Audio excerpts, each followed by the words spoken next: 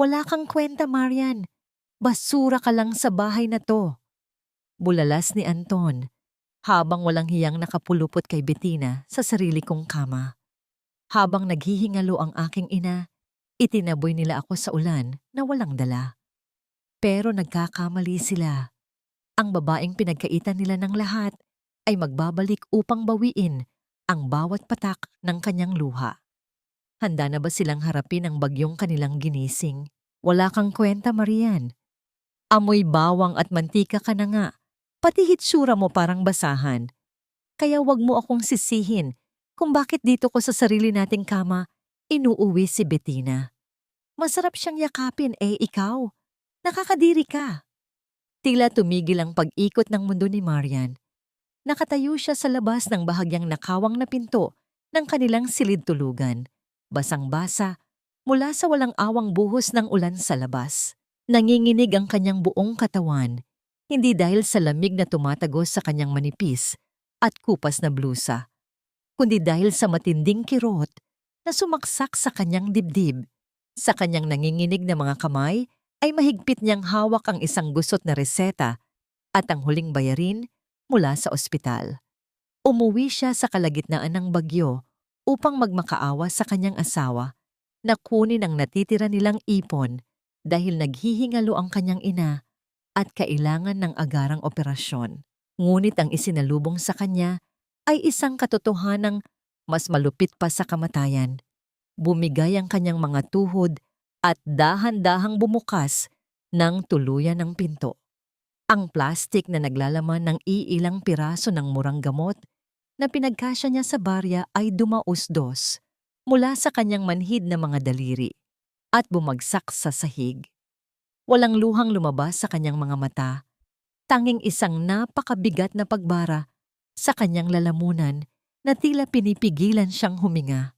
Nakita ng kanyang sariling mga mata si Anton, ang lalaking pinag-alayan niya ng kanyang buong kabataan at pinagbuhusan ng lahat ng kanyang yaman na walang hiyang nakapulupot kay Bettina. Si Bettina na isang malayong pinsan, ang batang pinakain niya, pinatira sa ilalim ng kanilang bubong at iginapang niya sa kolehiyo. Nag-angat ng tingin si Anton. Walang kahit anong bakas ng gulat o pagsisisi sa mukha nito. Sa halip, isang nakakapasong ngisi ang gumuhit sa kanyang mga labi. Bahagyang inayos ni Bettina ang manipis na kumot upang takpan ang sarili, ngunit ang kanyang mga mata ay nanunuya. Tila nagmamalaki pa sa kanyang tagumpay. Nandito na pala ang dakilang tagapag-alaga ng nanay niyang pabigat. Malamig na wika ni Anton habang tumatayo at kinukuha ang kanyang roba. Naglakad ito palapit kay Marian na nananatiling nakaluhod sa malamig na sahig. Huwag kang mag-inarte diyan, Marian. Matagal na kitang gustong palayasin. Nakakasawa na ang pagmumukha mong laging mukhang kawawa.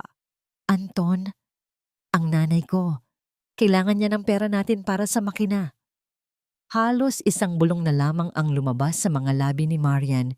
Pilit na isinasantabi ang pagkadurog ng kanyang puso alang-alang sa buhay ng kanyang ina.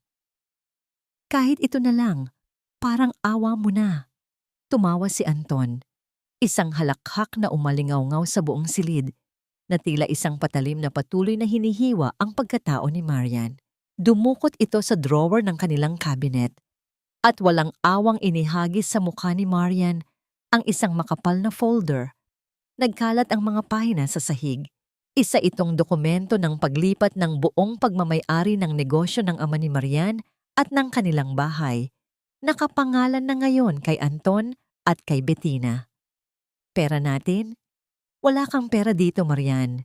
Yung pinapirmahan ko sa'yo noong nakaraang buwan na. Buwan na, akala mo ay papeles para sa tax ng kumpanya? Yan yun. Akin na ang lahat. Wala ka ng silbi sa akin. Bago pa man makapagsalita si Marian, lumitaw mula sa hagdanan si Doña Carmen, ang ina ni Anton. Ang ginang ay may suot na mamahaling alahas na mismong galing sa pawis ni Marian. Lumapit ang matanda, hindi upang awatin ang kanyang anak, kundi upang tuluyang tapakan ang dangal ng kanyang manugang. Padabog nitong hinablot ang maliit at basang pitaka ni Marian mula sa sahig. Kinuha ni Doña Carmen ang nag-iisang lukot na 1,000 piso na nasa loob niyon, ang pinakahuling perang inutang pa ni Marian sa isang kapitbahay.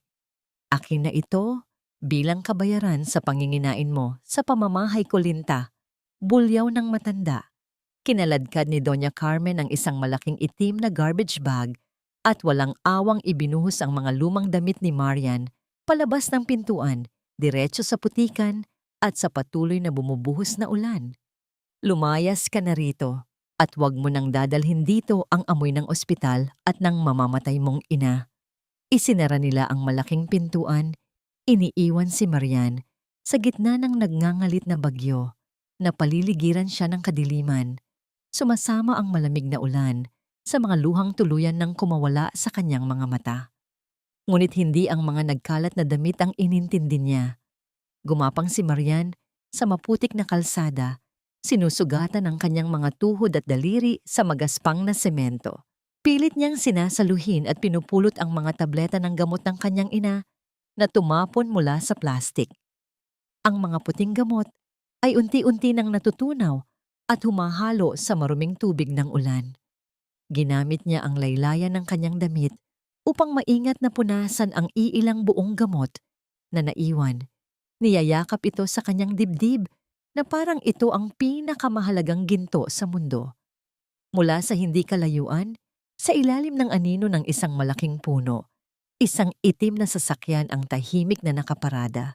Ang mga ilaw nito ay nakapatay, ngunit sa loob ay may isang pares ng mga matang tahimik na nagmamasid sa kanyang pagkadurog. Isang saksi sa kawalang katarungang nangyayari sa ilalim ng kalangitan. Umilaw ang screen ng lumang telepono sa bulsa ni Marian. Nagpapanik ang mensahe sa screen mula sa nurse sa ospital. Bumagsak na ang blood pressure ng kanyang ina at kailangan na nilang tanggalin ang makina kung wala siyang maibibigay na paunang bayad ngayon din. Napahagulgol si Marian. Isang iyak na walang boses. Isinusob-sob ang kanyang mukha sa putikan. Paano siya babangon kung ang tanging dahilan ng kanyang paghinga ay unti-unti nang binabawian ng buhay? Ang sikat ng araw na tumatagos sa malalaking bintana ng penthouse ay tila isang mapanlinlang na yakap. Napakaganda ng umaga. Ngunit para kay Andrea, ang bawat sinag ng liwanag ay naglalantad lamang sa dumi ng katotohanang kailangan niyang harapin. Nakatayo siya sa harap ng malaking salamin. Maingat na isinusuot ang kanyang corporate attire. Ang kanyang mukha ay pulido. Ang bawat guhit ng kolorete ay tila isang baluti na nagtatago sa nagdurugong sugat sa kanyang puso. Sa hapagkainan, ang tunog ng kubyertos na tumatama sa mamahaling porselana ay ang tanging musika sa loob ng silid. Nakaupo si Mama Rosa sa kabisera, suot ang kanyang pinakamagandang pambahay na seda habang si Marco ay abala sa pagbabasa sa kanyang tablet. Hija, maupo ka na at kumain. Pinagluto kita ng paborito mong sinangag at tuyo. Alam ko namang pagod ka sa kumpanya kaya kailangan mong magpalakas. Ang baimbing boses ni Mama Rosa ay tila isang malambot na unan, ngunit alam na ni Andrea na may mga karayom na nakatago sa loob nito. Ngumiti si Andrea, isang nangiting hindi umaabot sa kanyang mga mata. Salamat po, Ma. Napaka-thoughtful niyo naman po ngayong umaga. Dahan-dahang hinawakan ni Mama Rosa ang kamay ni Andrea. Ang kanyang balat ay tila malamig na balat ng ahas sa pakiramdam ng huli. Alam mo naman, Andrea, itinuturing na kitang tunay na anak. Noong kinuha ka ni Marco mula sa hirap, nangako ako sa sarili ko na gagabayan kita. Utang na loob natin sa Panginoon na naging bahagi ka ng pamilyang ito. Kaya kahit hindi ka biniyayaan ng anak, nandito pa rin kami para sa iyo. Ang bawat salita ay tila isang saksak sa likod. Ang pagbanggit sa utang na loob at ang pagiging anak pawis ni Andrea ay ang paboritong armas ng kanyang biyenan para ipaalala sa kanya na wala siyang karapatang magreklamo. Oo nga pala, Hon. Singit ni Marco nang hindi tumitingin sa asawa. Malapit na ang birthday ni Mama. Gusto sana niyang magkaroon ng malaking handaan, isang fiesta, para sa mga kamag-anak natin sa probinsya. Alam mo naman, kailangang mapanatili natin ang dangal ng pamilya rito sa penthouse. Umiwas ng tingin si Andrea habang dahan-dahang hinihiwa ang kanyang pagkain. Ang dangal na sinasabi ni Marco ay ang dangal na binabayaran ng kanyang sariling sahod habang ang asawa ay abala sa pagpapakasasa sa ibang babae. Magkano po ba ang kailangan para sa fiesta, ma? Tanong ni Andrea sa mahinahong tono. Nagkatinginan ng mag-ina. Isang mabilis na sulyap ng tagumpay ang dumaan sa kanilang mga mata. Mga 50,000 lang sana, Hija. Pandagdag lang sa mga in-order kong catering at decorations. Alam mo namang ayaw nating magmukhang kawawa sa harap ng mga pinsan ni Marco. Nakakaya naman sa kanila, lalo na't akala nila ay napakalaki ng kinikita ni Marco sa kanyang negosyo. Sa loob-loob ni Andrea, gusto niyang sumabog sa tawa. Anong negosyo? Ang tanging negosyong alam ni Marco ay ang paggastos ng pera ng kanyang asawa. Ngunit pinigil niya ang sarili. Ang kanyang paghihiganti ay hindi dapat magsimula sa isang pagsabog, kundi sa isang tahimik na pagguho. Sige po, ma. Ipapadala ko na lang sa account niyo mamaya pagdating ko sa opisina. Sagot ni Andrea. Iyan ang sinasabi ko. Napakaswerte ko talaga sa asawa ko. Sabi ni Marco, sabay tayo, at halik sa pisngi ni Andrea. Ngunit ang amoy ng kanyang pabango ay hinaluan ng isang pamilyar at masangsang na amoy. Isang amoy na hindi pag-aari ni Andrea. Isang amoy ng bulaklak na tila galing sa isang murang pabango. Nang makaalis na ang mag-ina sa hapag, lumapit si Andrea sa basket ng mga maruruming damit. Kinuha niya ang polo ni Marco na isinuot nito kagabi. Doon, sa may bahagi ng collar, ay isang matingkad na bakas ng kulay rosas na lipstick. Hindi ito ang shade na ginagamit ni Andrea. Dahan-dahang dinala ni Andrea ang polo sa kanyang mukha. Hindi niya ito inamoy dahil sa pag-ibig, kundi para maramdaman ang tindi ng hapdi ng katotohanan. Gamit ang kanyang mga daliri, pinunit niya ang isang bahagi ng tela. Bago ito ihulog ng diretso sa basurahan sa ilalim ng sink. Isang maliit na bahagi ng buhay ni Marco ang itinapon niya.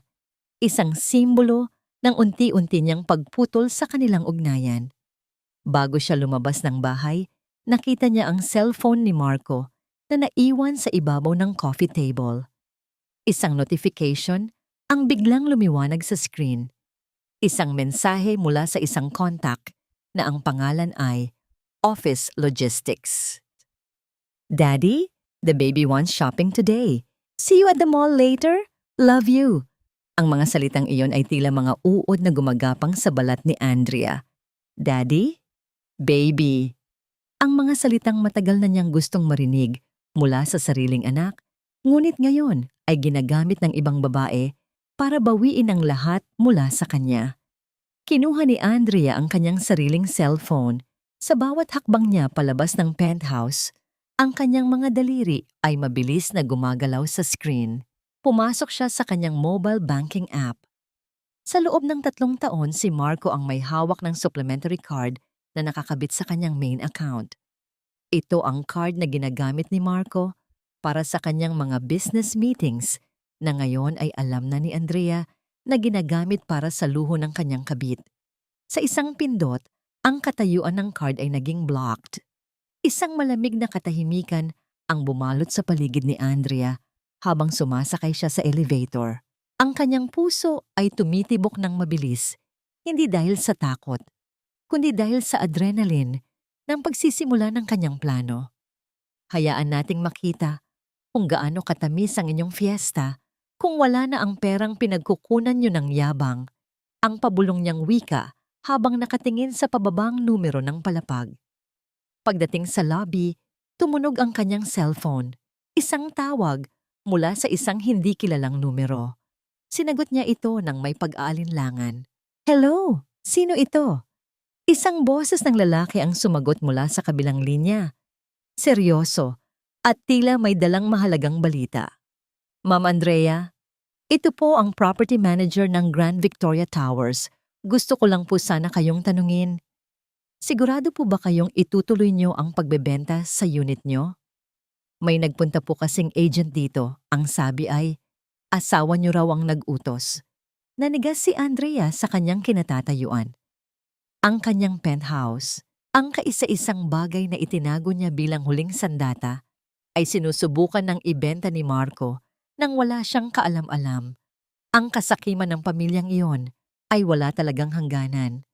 Salamat sa impormasyon, ang sagot ni Andrea. Ang kanyang boses ay tila yelo sa lamig. Huwag niyo silang papapasukin at hihingin ko ang lahat ng CCTV footage ng mga taong nagtangkang pumasok sa unit ko ngayong linggo. Ibinaba niya ang tawag. Ang kanyang mga mata ay nag-aapoy sa galit na matagal niyang kinimkim. Hindi na ito tungkol sa pag-ibig. Ito ay tungkol sa digmaan. At sa digmaang ito, tinitiyak ni Andrea na siya ang huling mananatiling nakatayo.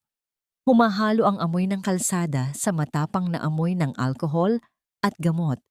Pagpasok ni Marian sa loob ng puting pasilyo ng ospital.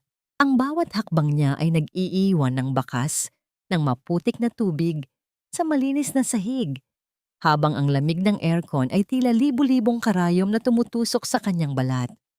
Hindi niya pinansin ang mapanghusgang tingin ng mga nurse at bantay ng ibang pasyente. Ang tanging nakikita niya ay ang nakasarang pinto ng intensive care unit, kung saan ang kanyang ina ay nakikipaglaban sa kamatayan. Doktor, parang awa niyo na. Huwag niyo munang tanggalin ang makina. Nakahanap na ako ng paraan. Pagsusumamo ni Marian habang nakaluhod sa paanan ng doktor. Ang kanyang mga kamay, na puno ng sugat at dumi mula sa paggapang sa kalsada, ay mahigpit na nakakapit sa laylayan ng puting gown ng mediko. Ngunit ang doktor ay bumuntong hinala lamang. May halong lungkot at pagod sa kanyang mga mata. Mrs., 3 araw na tayong lampas sa palugit. Kailangan din nating isipin ang ibang pasyenteng naghihintay ng slot. Kung wala kayong maibabayad, kahit para sa gamot na pangsuporta ngayon din, wala na kaming magagawa. Sa kawalan ng pag-asa, muling dinukot ni Marian ang kanyang basang telepono. Nanginginig ang kanyang mga daliri habang idinedayal ang numero ni Anton. 1 beses, 2 beses, hanggang sa pang-5 pagkakataon ay sumagot ang kabilang linya. Ngunit hindi ang boses ng kanyang asawa ang narinig niya. Hello? Oh, Marian, ang aga mo namang mang-istorbo. Katatapos lang namin mag-breakfast ni Anton eh. Pagod na pagod siya kagabi. Alam mo na. Ang malanding tawa ni Bettina ay parang lason na dumadaloy sa tainga ni Marian. Bettina, parang awa mo na. Ibigay mo ang telepono kay Anton. Ang nanay ko. Mamatay na ang nanay ko kung hindi kami makakabayad ngayon. Ibalik niyo lang kahit yung kaunting pera sa ipon ko para sa operasyon. Pagmamakaawa ni Marian, ang kanyang boses ay basag at puno ng hikbi. Maririnig sa kabilang linya ang boses ni Anton sa malayo. Tila naiinis. Sino ba yan? I-block mo na nga yan. Sabihin mo sa kanya, ibenta niya ang sarili niya kung gusto niya ng pera. Huwag siyang hihingi sa akin. Pagkatapos niyon ay tanging ang mahaba at malamig na tunog na lamang ng naputol na linya ang narinig ni Marian. Ibinalita ni Bettina ang utos ni Anton bago pinatayan ng tawag ang naghihingalong asawa. Ang telepono ay dahan-dahang nalaglag mula sa kamay ni Marian, tumalbog ng mahina sa sahig bago tuluyang namatay ang screen. Pumasok siya sa loob ng silid kung saan nakahiga ang kanyang ina. Ang tanging ingay na maririnig ay ang mekanikal na pagbaba at pagtaas ng dibdib ng matanda dahil sa makinang nakakabit dito. Lumapit si Marian at hinawakan ang nanlalamig na kamay ng ina. Ang bawat guhit sa mukha ng kanyang ina ay alaala ng pagsasakripisyo nito para sa kanya noong bata pa siya. Nay, nandito na ako. Patawarin mo ako. Patawarin mo ako kung wala akong kwentang anak. Bulong ni Marian, habang ang kanyang mga luha ay pumapatak sa kulubot na balat ng matanda. Tila narinig ng kanyang ina ang kanyang tinig. Dahan-dahang dumilat ang mga mata nito, puno ng pagmamahal kahit sa gitna ng matinding sakit. Pinilit ng matanda na igalaw ang kanyang labi. Walang boses na lumalabas. Ngunit malinaw ang mensahe. Maging matatatag ka, Marian. Anak, mahal kita. Iyon ang huling sandali. Ang berdeng ilaw sa monitor na kanina ay may mga kurba ng buhay ay biglang naging isang tuwid at pahigang linya. Ang paulit-ulit na tunog ng pagtibok ng puso ay napalitan ng isang mahaba at nakakabinging huni na hudyat na wala na ang buhay sa loob ng katawan. Dumating ang mga nurse, mabilis na tinanggal ang mga tubo at tila naging normal na lamang sa kanila ang lahat habang tinatakpan ng puting kumot ang mukha ng matanda. Hindi humiyaw si Marian. Hindi siya nagwala po. Nanatili siyang nakaupo sa tabi ng kama. Ang kanyang mga mata ay walang buhay na nakatitig sa kawalan. Tila may bahagi ng kanyang kaluluwa ang namatay kasama ng kanyang ina. Nanatili siyang ganoon hanggang sa lumalim ang gabi, hanggang sa kailangan ng ilipat ang bangkay sa morgue. Kailangan niyo pong magbayad ng 5,000 piso para sa release at sa handling fee sa morgue misis. Wika ng isang tauhan ng ospital sa tono ng pakikipagnegosyo. Napayuko si Marian. Wala siyang pera, wala siyang bahay, wala siyang asawa, wala na siyang kahit ano. Pwede po bang bukas na lang? Wala po talaga akong hawak ngayon. Ngunit bago pa man makasagot ang tauhan, isang babaeng nakauniforme mula sa cashier ang lumapit. Kayo po ba ang kamag-anak ni Ginang Elena? Bayad na po ang lahat ng gastusin sa morgue at maging ang simpleng serbisyo para sa burol. May isang hindi nagpakilalang donor ang nag-ayos ng lahat kanina panghapon. Napatigagal si Marian. Sino ang gagawa niyon para sa kanya? Ngunit hindi na niya nagawang magtanong dahil ang tanging nais niya ay makauwi sa kanilang maliit na bahay kubo sa dulo ng bayan, ang tanging lugar na itinuturing niyang kanlungan. Pagdating niya sa harap ng kanilang maliit na bakuran, isang nakakasulasok na amoy ng usok ang sumalubong sa kanya. Ang kanyang puso ay muling tumibok ng mabilis dahil sa kaba. Sa gitna ng dilim, isang maliit na apoy ang nagniningas. Nakita ni Marian ang 3 lalaking tila mga tauhan ni Anton na paalis na. May hawak na mga galon ng gasul. Ang maliit niyang barong-barong ay hindi nasunog ng buo, ngunit ang lahat ng kanyang mga kagamitan, ang mga luma niyang damit, ang mga litrato ng kanyang ama, at ang pinakaimportanteng gamit na itinago niya sa ilalim ng sahig, ang lumang baul na naglalaman ng mga orihinal na sulat kamay ng recipe ng kanyang ama, ay nasa gitna ng apoy. Hindi, huwag! Sigaw ni Marian habang sinusubukang pumasok sa loob ng usok. Nasaksihan niya kung paano lamunin ng apoy ang huling alaala ng kanyang pagkatao. Ang bawat papel na naglalaman ng pangarap ng kanyang ama para sa kanilang pamilya ay naging abo na lamang na tinatangay ng hangin. Napaluhod si Marian sa harap ng nagbabagang abo. Ang bay ng kawalang katarungan ay tuluyan ng sumara sa kanya. Wala na siyang luha.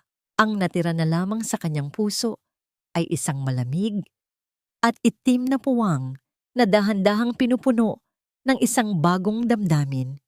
Sa malayo, ang tunog ng batingaw ng simbahan ay tumunog, tila isang hudyat ng pagtatapos ng kanyang pagiging biktima. Ngunit sa ilalim ng mga abo, may isang bagay na hindi pa tuluyang natutupok ng apoy. Isang maliit na piraso ng bakal na nakakabit sa nasunog na baul ang kuminang ng tamaan ng liwanag ng buwan. Wala ka nang babalikan, Marian. Pati ang mga huling bakas ng alaala ng tatay mo, ginawa na naming abo. Huwag ka nang magpumilit pang maghukay sa dumi dahil wala ka nang makukuha kundi uling at dusa. Ang boses na yon mula sa isa sa mga tauhan ni Anton ay parang isang lason na dahan-dahang pumatak sa sugatang puso ni Marian. Nakaluhod siya sa gitna ng nagbabagang guho ng kanyang maliit na dampa, habang ang amoy ng sunog na kawayan at tela ay humahalo sa malansang amoy ng basang lupa. Ang kanyang mga kamay ay puno na ng uling. Ang kanyang mga kuko ay nagdurugo na dahil sa paghukay sa may init pang mga abo, ngunit wala siyang nararamdamang hapdi. Ang tanging nararamdaman niya ay ang nakabibinging katahimikan ng kanyang pag-iisa. Sa kabila ng babala, hindi huminto si Marian. Ang kanyang mga daliri ay bumaon sa ilalim ng isang sunog na haligi, doon sa lugar kung saan alam niyang nakatago ang huling kayamanan ng kanyang pamilya. At doon, sa gitna ng itim na dumi, naramdaman niya ang matigas na balat ng isang lumang kuwaderno. Maingat niya itong hinila palabas. Ang mga gilid nito ay sunog na. Ang pabalat ay punong-puno ng mantsa ng uling. Ngunit ang mga pahinang naglalaman ng sulat kamay ng kanyang ama, ang mga lihim na sangkap at paraan ng pagluluto na nagtaguyod sa kanila noon, ay nananatiling buo sa loob. Niyakap ni Marian ang kwaderno sa kanyang dibdib. Hinahayaang dumampi ang init nito sa kanyang nanlalamig na katawan. Hanggang kailan ako luluhod sa harap ng mga taong pumatay sa aking kaluluwa? Hanggang kailan ko hahayaan ang ulan na hugasan ang aking mga luha habang sila ay nagdiriwang sa loob ng aking sariling bahay? Kinabukasan, isang napakatahimik at napakalungkot na serbisyo ang naganap sa sementeryo. 3 lamang ang naroon. Si Marian, ang matandang kuraparoko, at ang malamig na bangkay ng kanyang ina na nasa loob ng isang pinakamurang kabaong. Walang bulaklak, walang magarbong koro. Tanging ang tunog lamang ng paghukay ng pala sa lupa ang pumupuno sa hangin. Ngunit ang katahimikan ay muling binasag ng pagdating ng isang mamahaling sasakyan. Huminto ito sa gilid ng kalsada at bumaba ang isang lalaking nakauniporme, may dalang isang napakalaki at napakagarbong korona ng mga bulaklak. Ang nakasulat sa laso ay malalaking titik. Simpatiya mula sa pamilya ni Anton at Bettina. Tila isang kidlat na gumuhit sa utak ni Marian ang galit na matagal na niyang ikinukubli. Tumayo siya mula sa kanyang pagkakaluhod, lumapit sa korona, at sa harap ng nagulat na mensahero ay buong lakas niya itong hinablot at itinapon sa putikan. Hindi sapat ang mga bulaklak upang takpan ang amoy ng pagtataksil. Hindi sapat ang kanilang pakitang tao upang bayaran ang buhay na kinuha nila. Sabihin mo sa kanila, hindi kailangan ng nanay ko ang mga bulaklak mula sa mga mamamatay tao. Sigaw ni Marian. Ang kanyang boses ay nanginginig sa matinding emosyon. Nang umalis ang sasakyan, naiwan si Marian na muling nag-iisa sa ilalim ng ambon. Ngunit sa pagkakataong ito, naramdaman niyang tila may isang aninong lumapit sa kanyang likuran. Hindi ito ang anino ng isang kaaway. May isang malaki at itim na payong ang dahan-dahang tumabon sa kanya, humaharang sa mga patak ng ulan na kanina pa dumadaloy sa kanyang mukha. Lumingon si Marian at nakita ang isang lalaki. Nakasuot ito ng maayos na suit na kulay itim. Ang mukha ay seryoso at ang mga mata ay may lalim na tila nakakabasa ng bawat sugat sa kanyang pagkatao. Hindi ito si Anton. Ang lalaking ito ay may tindig na kagalang-galang. May aura ng kapangyarihan, ngunit may kasamang malambot na simpatya. Masyadong malamig ang ulan para sa isang pusong pagod na. Ginang. Wika ng lalaki. Ang kanyang boses ay baritono, kalmado, at may otoridad na hindi nakakapanakot. Ako si Rafael, isang abogado. Hindi nakapagsalita si Marian. Tinitigan niya ang lalaki, naghahanap ng anumang senyales ng panloloko, ngunit wala siyang nakita, kundi katapatan. Dahan-dahang kinuha ni Rafael ang isang piraso ng puting card mula sa kanyang bulsa at iniabot ito kay Marian. Bago pa man makapagtanong si Marian, nagsalita muli si Rafael. Ang kanyang tinig ay naging mas seryoso at bumaba ang tono. Huwag mong isiping nag-iisa ka. Nakita ko ang nangyari sa bahay niyo. At higit sa lahat, alam ko kung ano ang nakasulat sa dokumentong sa pilitan nilang pinapirmahan sa iyo. Nanginig ang mga daliri ni Marian nang tanggapin ang card. Doon, sa likod ng pangalan ni Rafael, ay may isang sulat kamay na mensahe gamit ang asul na tinta. Alam kong peke ang pinirmahan mo. May paraan para bawiin ang lahat. Naramdaman ni Marian ang biglang pag-ikot ng kanyang paligid. Ang puyat, ang gutom, at ang matinding bigat ng huling 3 araw ay biglang sumunggab sa kanyang katawan. Nanlabo ang kanyang paningin.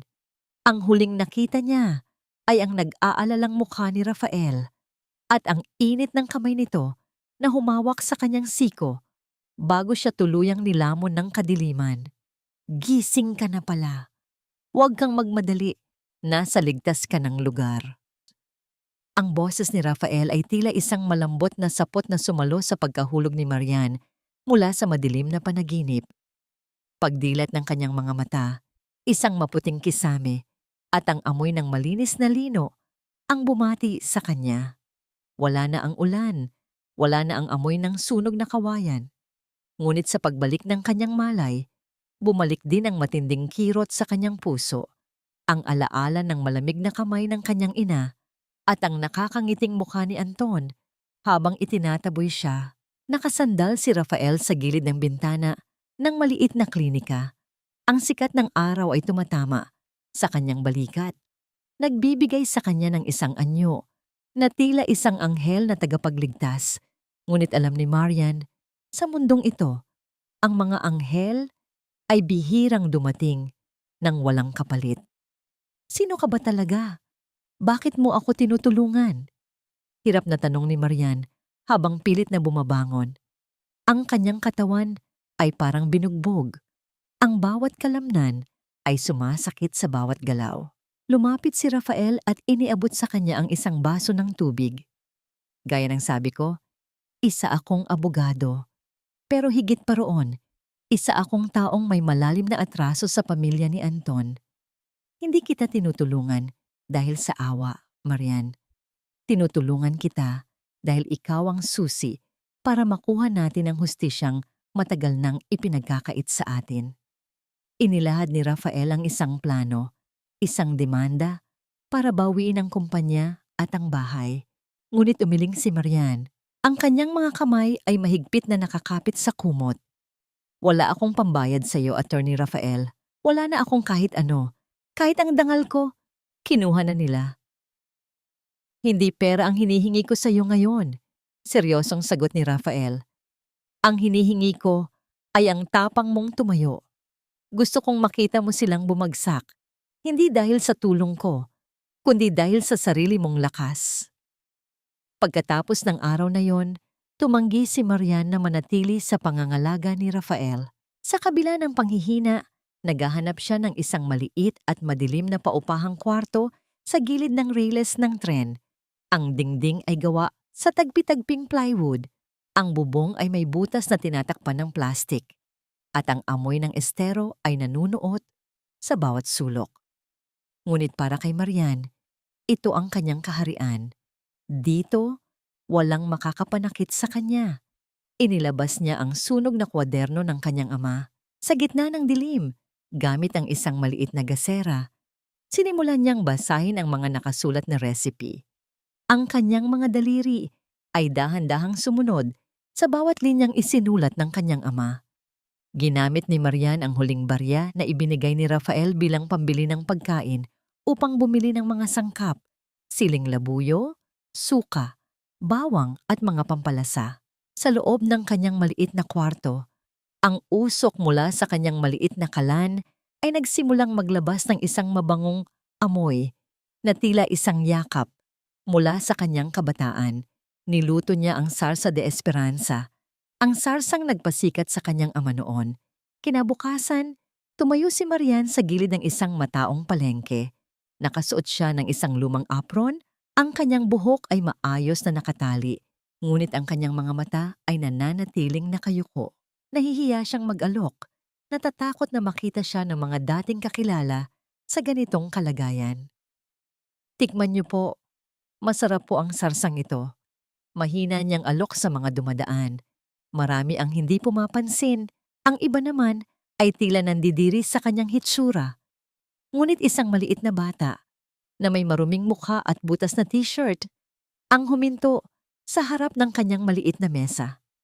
Kumuha si Marian ng isang pirasong tinapay, nilagyan ito ng kanyang sarsa at ibinigay sa bata. Ang bata ay kumagat ng malaki. Ang kanyang mga mata ay biglang nagliwanag at isang matamis na ngiti ang sumilay sa kanyang mga labi. Lasa pong luto ni nanay. Yung dati po bago siya nawala. Ang sarap po, Aling Marian.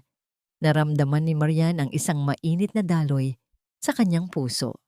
Ang simpleng papuri ng isang bata ay tila isang gamot na nagpatibay sa kanyang nagdurugong kaluluwa. Sa sandaling iyon, hindi na siya ang biktima ni Anton. Siya muli si Marian, ang anak ng pinakamagaling na kusinero sa kanilang bayan. Naging mabilis ang balita sa maliit na bahagi ng palengke. Ang babaeng may masarap na sarsa ay nagsimulang dagsain ng mga mamimili. May isang misteryosong lalaki rin na laging dumadaan tuwing hapon, nakasuot ng sombrero na tumatakip sa kanyang mukha, at binibili ang lahat ng natitirang paninda ni Marian. Hindi ito nagsasalita, ngunit ang bawat pagbili nito ay nagbibigay kay Marian ng sapat na kita upang makakain ng maayos at makabili ng mas maraming sangkap. Ngunit ang maliit na kaligayahang ito ay panandalian lamang. Isang hapon, habang masayang nag-aayos ng kanyang paninda si Marian, isang itim na van ang huminto sa harap ng kanyang pwesto. Bumukas ang bintana nito at lumitaw ang mukha ni Doña Carmen. Ang matanda ay nakasuot ng makapal na make-up at may hawak na pamaypay, habang ang kanyang mga mata ay puno ng matinding pagkamuhi. Tingnan mo nga naman ang basurang tinapon ko, nagkakalat pa rin sa kalsada, sabi ni Doña Carmen sa tono ng isang reynang nakakita ng dumi sa kanyang daan. Hindi mo ba alam na nakakasira ka sa imahe ng negosyo ng anak ko? Ang dumi-dumi mo, Marian. Amoy mahirap ka na talaga. Hindi sumagot si Marian.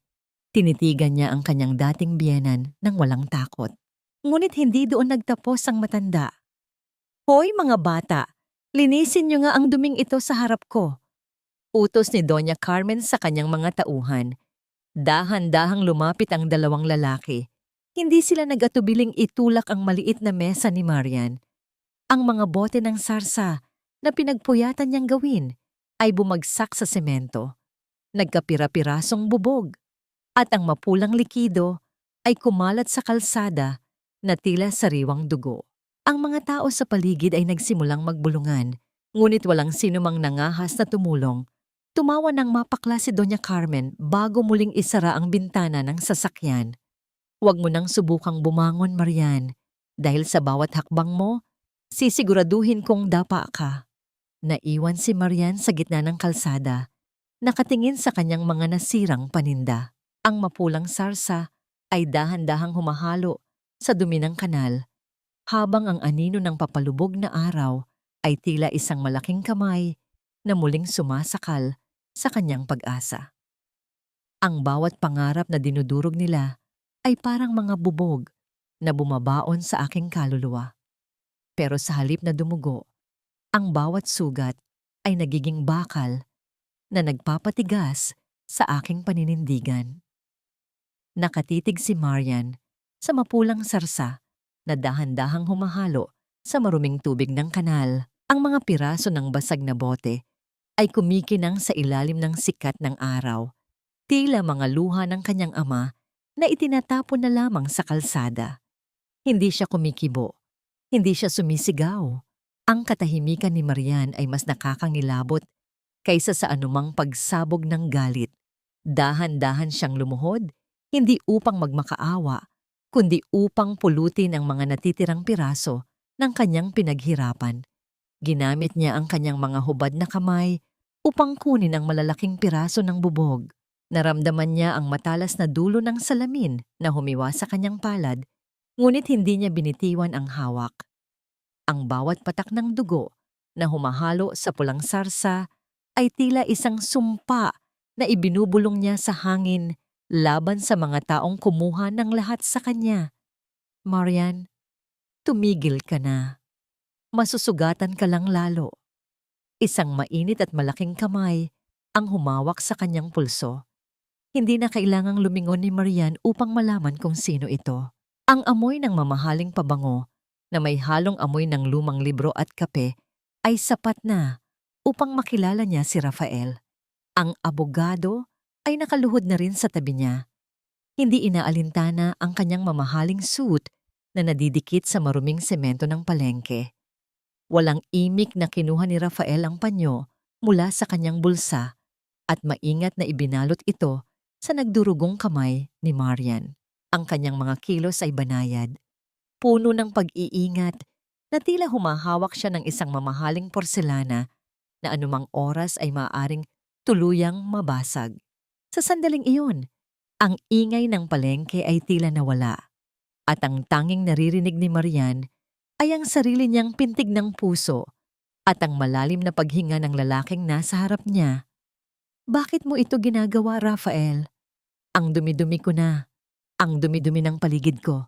Mahina at paos na tanong ni Marian. Tumingin si Rafael nang diretso sa kanyang mga mata.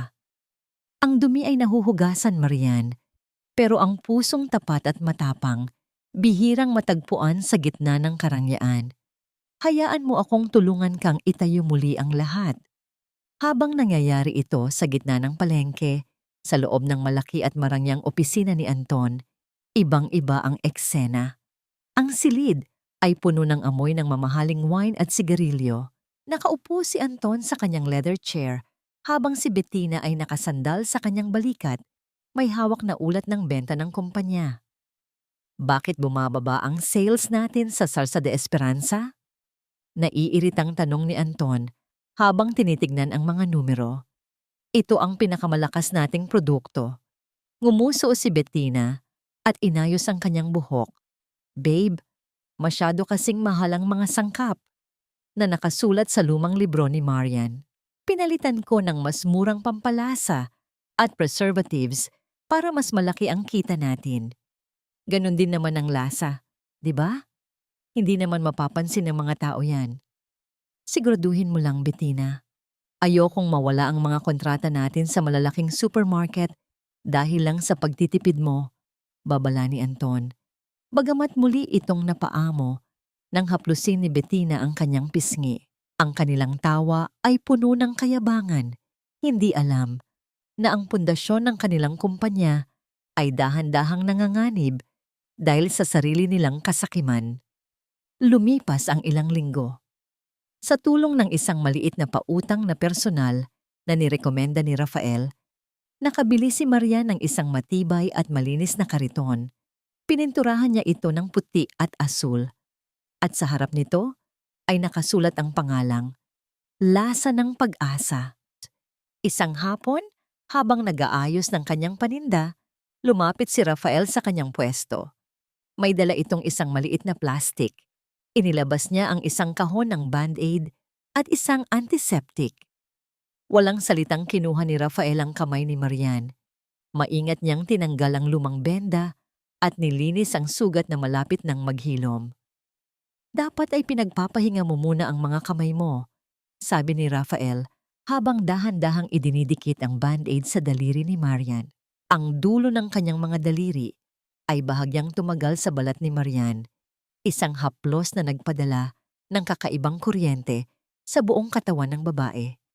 Napayuko si Marian, pilit na itinatago ang pamumula ng kanyang mga pisngi. Kailangan kong magtrabaho, Rafael, para kay nanay at para sa sarili ko. Sa sandaling iyon, isang matandang lalaki na nakasuot ng maayos na polo at may dalang mamahaling baston ang huminto sa harap ng karito ni Marian. Siya si Don Roberto, ang may-ari ng pinakamalaking chain ng mga hotel sa bansa at isa sa pinakamatandang kliyente ng ama ni Marian. Iha, kanina ko pa naamoy ang sarsang ito mula sa kabilang kalsada. Wika ng matanda habang matamang tinitignan si Marian. Maaari ko bang matikman? Kumuha si Marian ng isang maliit na platito at nilagyan ito ng sarsa. Matapos ang isang subo, ang mga mata ni Don Roberto ay nanlaki. Ang kanyang kamay ay nanginginig habang ibinababa ang platito. Ang lasang ito, ang timplang ito, bulong ni Don Roberto. Ito ang hinahanap ko sa loob ng 10 taon. Ang kumpanya ni Anton. Ang produktong ibinebenta nila ngayon ay basura. Kumpara rito. Iha, sino ka ba talaga? At saan mo nakuha ang recipe na ito? Tumingin si Marian kay Rafael at pagkatapos ay bumaling kay Don Roberto nang may panibagong lakas ng loob. Ako po si Marian, ang nag-iisang anak ng lalaking nagsulat ng recipe na yon. At ang sarsang tinikman nyo, iyan ang orihinal na lasa na ninakaw nila sa akin. Natahimik ang paligid. Isang misteryosong ngiti ang gumuhit sa labi ni Don Roberto bago niya dinukot ang kanyang telepono. Samantala, sa di kalayuan, isang luma at kalawanging susing bakal ang dahan-dahang umiikot sa isang pinto sa loob ng opisina ni Anton. Isang lihim na hindi pa alam ng kahit sino sa kanila. Amoy kalsada ka pa rin, Marian. Kahit anong balot mo sa sarili mo ng pangarap, hinding-hindi mo matatago ang katotohanang basahan ka lang na itinapon ko na sa basurahan. Ang boses ni Anton ay parang isang matalim na kuko na kumakalmot sa katahimikan ng hapon. Nakatayo si Marian sa gilid ng kanyang kariton. Hawak ang isang tumpok ng mga bote na kakarating lang mula sa supplier. Huminto ang isang makintab na itim na SUV sa tapat ng kanyang pwesto. Isang sasakyang binili gamit ang perang dapat ay para sa pagpapagamot ng kanyang ina. Bumaba ang bintana ng sasakyan at lumitaw ang mukha ni Anton na may suot na mamahaling salamin habang si Bettina ay nakasandal sa kanyang balikat.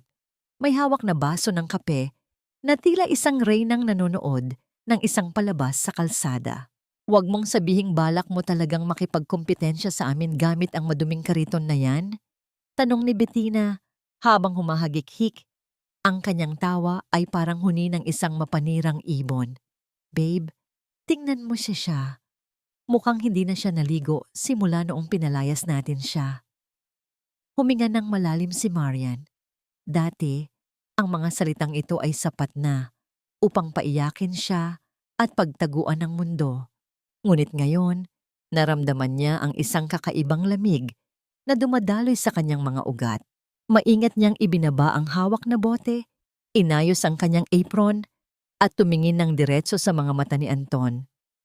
Ang dumi sa balat, Anton, madaling hugasan ng sabon at tubig. Pero ang dumi sa konsensya niyo, kahit anong bango ng pabango niyo, hinding-hindi niyo maitatago ang lansa ng pagnanakaw niyo sa akin. Mahinahon, ngunit matigas na sagot ni Marian. Ang kanyang boses ay hindi nanginginig. Isang bagay na tila ikinagulat ni Anton. Namula ang mukha ni Anton sa inis. Binuksan niya ang pinto ng sasakyan at lumabas. Lumapit siya kay Marian hanggang sa maging ilang pulgada na lamang ang pagitan nila. Ang lakas na ng loob mo ngayon, ha? Akala mo ba dahil nakahanap ka ng ilang mamimili dito sa palengke ay may narating ka na? Isang tawag ko lang sa munisipyo, mawawala ang permit mo dito. Babalik ka sa putikan kung saan ka nararapat. Gawin mo, Anton. Pero tandaan mo, ang taong wala nang mawawala ay ang pinakamapanganib na kalaban. Banta ni Marian. Sa di kalayuan, nakasandal si Rafael sa kanyang sasakyan, tahimik na nagmamasid. Ang kanyang mga kamay ay nakasaboy sa bulsa, ngunit ang kanyang mga mata ay matalas na nakatuon kay Anton, handang kumilos sa oras na maging pisikal ang pagbabanta nito. Ngunit nang makita niya ang katatagan ni Marian, isang lihim ng ngiti ng paghanga ang gumuhit sa kanyang mga labi.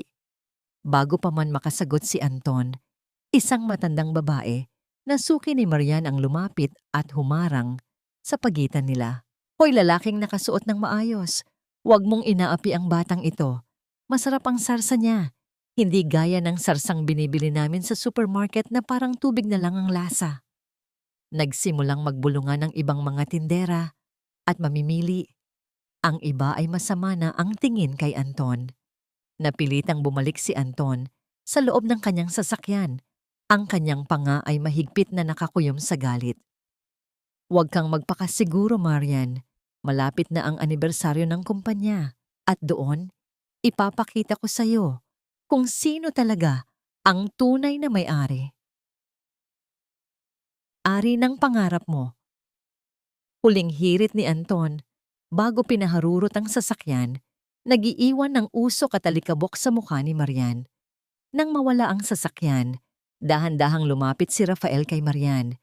Kinuha niya ang isang malinis na panyo at iniabot ito sa babae upang punasan ang alikabok sa kanyang pisngi. "Nakita mo ba yon, Rafael? Hindi na ako natakot sa kanya," bulong ni Marian. Ang kanyang mga mata ay nagniningning sa halo-halong galit at tagumpay. "Nakita ko, Marian. At iyon ang unang hakbang para tuluyan mo siyang matalo," sagot ni Rafael. "Pero kailangan nating magmadali. May nakuha akong impormasyon. Ang accountant ni Anton ay nagsimula nang magtaka sa mga nawawalang pondo na ginagamit ni Bettina para sa kanyang sariling luho." Habang nag-uusap sila, sa loob ng opisina ng kumpanya ni Anton, isang babaeng may salamin at maayos ang suot, ang accounting head, ay nanginginig ang mga kamay habang hawak ang isang tumpok ng mga resibo. Tumingin siya sa paligid upang siguraduhing walang nakakakita, bago mabilis na dinukot ang kanyang telepono at may idiniyal na numero. "Hello, Attorney Rafael? May kailangan po kayong makita. Hindi na po ito tama. Nilulubog na nila ang kumpanyang itinayo ni Marian. Ang bawat patak ng ulan sa bubong na yari sa yero ay lumilikha ng isang malakas at nakakabinging ritmo, tila libu-libong maliliit na bato na ibinabato mula sa langit. Pero sa loob ng maliit na kwartong ito, mas maingay ang tibok ng aking puso dahil sa takot at pagod." Pagod na pagod si Marian. Ang kanyang mga mata ay nagniningas sa puyat habang tinatapos ang huling batch ng sarsa para sa malaking order ni Don Roberto. Sa gitna ng kanyang pagluluto, may napansin siyang kakaiba. Ang bango ng bawang at sili na dati ay humahalimuyak sa buong kwarto ay biglang nahaluan ng isang matapang at nakakasulasok na amoy ng chemical. Agad siyang kumuha ng kutsara at tinikman ng sarsa. Muntik na siyang masuka, mapait, malansa, at may lasang hindi dapat nandoon. Tumingin siya sa kanyang mga sangkap at doon niya nakita ang isang maliit na butas sa bintana ng kanyang kusina at sa sahig ay may isang basyong bote ng lason sa daga. Hindi maaari," binbulong ni Marian. Ang kanyang mga kamay ay nagsimulang manginig. Ang lahat ng kanyang huling pera ay ipinambili niya ng mga sangkap na ito. Ang order na ito ang dapat na magliligtas sa kanya mula sa utang. Ngunit ngayon, kailangan niyang itapon ang lahat. Hindi niya maaaring ibenta ang lason sa mga tao. Sa tindi ng panghihina, napaupo si Marian sa sahig. Isinasandal ang kanyang likod sa malamig na dingding habang ang mga luha ay nagsimulang dumaloy, kasabay ng malakas na buhos ng ulan sa labas. Sa kalagitnaan ng kanyang pag-iyak, narinig niya ang tunog ng isang sasakyan na huminto sa tapat ng kanyang paupahan. Maya-maya pa ay may marahang katok sa pinto. Hindi na kailangang magtanong ni Marian. Alam niya ang ritmo ng katok na yon. Bumukas ang pinto at pumasok si Rafael. Ang kanyang buhok ay bahagyang basa ng ulan at ang kanyang mukha ay puno ng pag-aalala. Nang makita niya si Marian na nakaupo sa sahig sa gitna ng mga nasayang na sangkap, agad siyang lumapit at lumuhod sa tabi nito. "Marian, anong nangyari?" Mahina niyang tanong. Hindi nakasagot si Marian. Itinuon lamang niya ang kanyang paningin sa mga nasirang kaldero. Walang salita. Dahan-dahang hinila ni Rafael ang ulo ni Marian at isinandal ito sa kanyang balikat. Sa unang pagkakataon, hindi lumaban si Marian. Hinayaan niyang balutin siya ng init ng katawan ni Rafael at ng amoy ng cedarwood at kape na laging dala nito. "Safe ka na, Marian. Nandito na ako," bulong ni Rafael habang ang kanyang malaking kamay ay marahang humahaplos sa buhok ng babae. "Huwag mong pigilin ang yak mo. Hayaan mong hugasan ng mga luha mo ang pagod mo." Sa bisig ni Rafael, naramdaman ni Marian ang isang uri ng kapayapaan na matagal na niyang nakalimutan. Ang bawat paghinga ni Rafael ay tila isang pangako na hindi na siya muling mag-iisa sa gitna ng bagyo. Hindi ito isang mapusok na pag-ibig, kundi isang malalim at matatag na pundasyon ng tiwala na unti-unting nabubuo sa pagitan ng dalawang sugatang kaluluwa. Kinabukasan, ang sinag ng araw ay dahan-dahang sumilip sa butas ng bubong. Nagising si Maria na nasa sofa na, maingat na nakabalot sa isang makapal na kumot na alam niyang kay Rafael. Nakita niya ang abogado na nakaupo sa mesa, may hawak na tablet at isang seryosong muka. "Tingnan mo ito, Marian," tawag ni Rafael. Ipinakita niya ang isang video mula sa kamera na palihim niyang ipinalagay sa labas ng kwarto ni Marian noong nakaraang linggo. Doon ay malinaw na nakita ang isang lalaking naka-hoodie na lumapit sa bintana at may isinaboy sa loob. Nang tanggalin ng lalaki ang kanyang takip sa mukha bago tumakas, nanlaki ang mga mata ni Marian. Ang driver ni Doña Carmen, bulong ni Marian. "Sila nga." "Gusto mo bang itawag natin agad sa pulis?" tanong ni Rafael. Ang kanyang boses ay puno ng galit na pilit na kinokontrol. Huminga ng malalim si Marian. Tumingin siya sa kanyang mga nasirang paninda at pagkatapos ay kay Rafael. Isang malamig at matalim na ngiti ang gumuhit sa kanyang mga labi. "Hindi pa ngayon, Rafael. Ang pulis ay madaling bayaran ni Anton. Itabi mo ang ebidensyang yan. Gagamitin natin yan sa oras na mas masakit ang pagbagsak nila. Lulutuin natin sila sa sarili nilang mantika." Ngunit bago pa man sila makapagplano, tumunog ang lumang telepono ni Marian. Isang tawag mula sa sekretarya ni Don Roberto. "Hello, Miss Marian. Humihingi po ng paumanhin si Don Roberto, pero kailangan po naming kansilahin ang order para sa hotel. May nakarating po sa aming ulat na ang inyong kusina ay hindi pasado sa sanitary standards at may mga reklamo ng kontaminasyon. Ikinalulungkot po namin." Nabitawan ni Marian ang telepono. Ang tunog ng pagbagsak nito sa sahig ay parang hudyat ng muling pagguho ng kanyang mga pangarap. Sa di kalayuan, sa loob ng opisina ni Anton, maririnig ang malakas na tunog ng pagbasag ng baso habang galit na naguutos ang lalaki sa kanyang mga tauhan na ubusin ang lahat ng mayroon si Marian. Ang bawat piraso ng laryo na inilalagay ko sa pundasyon ng aking bagong buhay ay tila isang sumpa sa mga taong nagnanais na makita akong bagsak. Pero sa loob ng opisina ni Anton, ang tanging maririnig ay ang tunog ng pagkakagulo at ang pagguho ng isang kahariang itinayo sa kasinungalingan. Sa loob ng marangyang opisina ni Anton, ang hangin ay puno ng tensyon at amoy ng sunog na kape. Galit na galit si Anton habang itinatapon ang tumpok ng mga papel sa sahig. Ang tunog ng mga papel na nagkalat ay tila mga tuyong dahon sa gitna ng bagyo. "Bakit 10% na lang ang market share natin? Ano bang ginagawa niyo sa produksyon?" Sigaw ni Anton sa kanyang mga tauhan na nakayuko at nanginginig sa takot. Isang matandang empleyado na dating tauhan ng ama ni Marian ang naglakas loob na magsalita. "Sir, ang mga sangkap po na ipinalit ni Ma'am Bettina ay hindi na po tinatanggap ng mga mamimili. Ang lasa ay parang gamot at marami na po ang nagrereklamo sa social media. Tumahimik ka. Kung ayaw mong magtrabaho, lumayas ka." Bulyaw ni Bettina habang abala sa pagtingin sa kanyang bagong biling alahas. "Babe, huwag mo silang pakinggan. Naghahanap lang sila ng dahilan dahil tamad sila.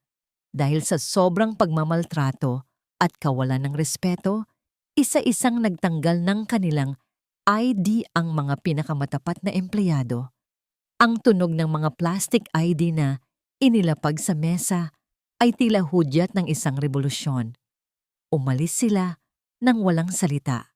Iniwan ang isang kumpanyang unti-unti nang kinakain ng sarili nitong bulok na sistema. Sa kabilang bahagi ng bayan, sa isang maliit ngunit napakalinis na garahe na inupahan ni Marian sa tulong ni Rafael, ibang-iba ang eksena. Ang amoy ng sariwang bawang, sili at asukal ay humahalimuyak sa hangin, nagbibigay ng pakiramdam ng ginhawa at pag-asa. Nagulat si Marian nang makita ang kanyang mga dating kasamahan sa pabrika na nakatayo sa labas ng kanyang maliit na siyong. Ang kanilang mga mukha ay puno ng pag-asa at pananabik. Ma'am Marian, balita namin ay nagsisimula ka na uli. Hindi namin kayang manatili sa kumpanyang walang puso. Hayaan niyo po kaming tulungan kayong itayo ang sa inyo.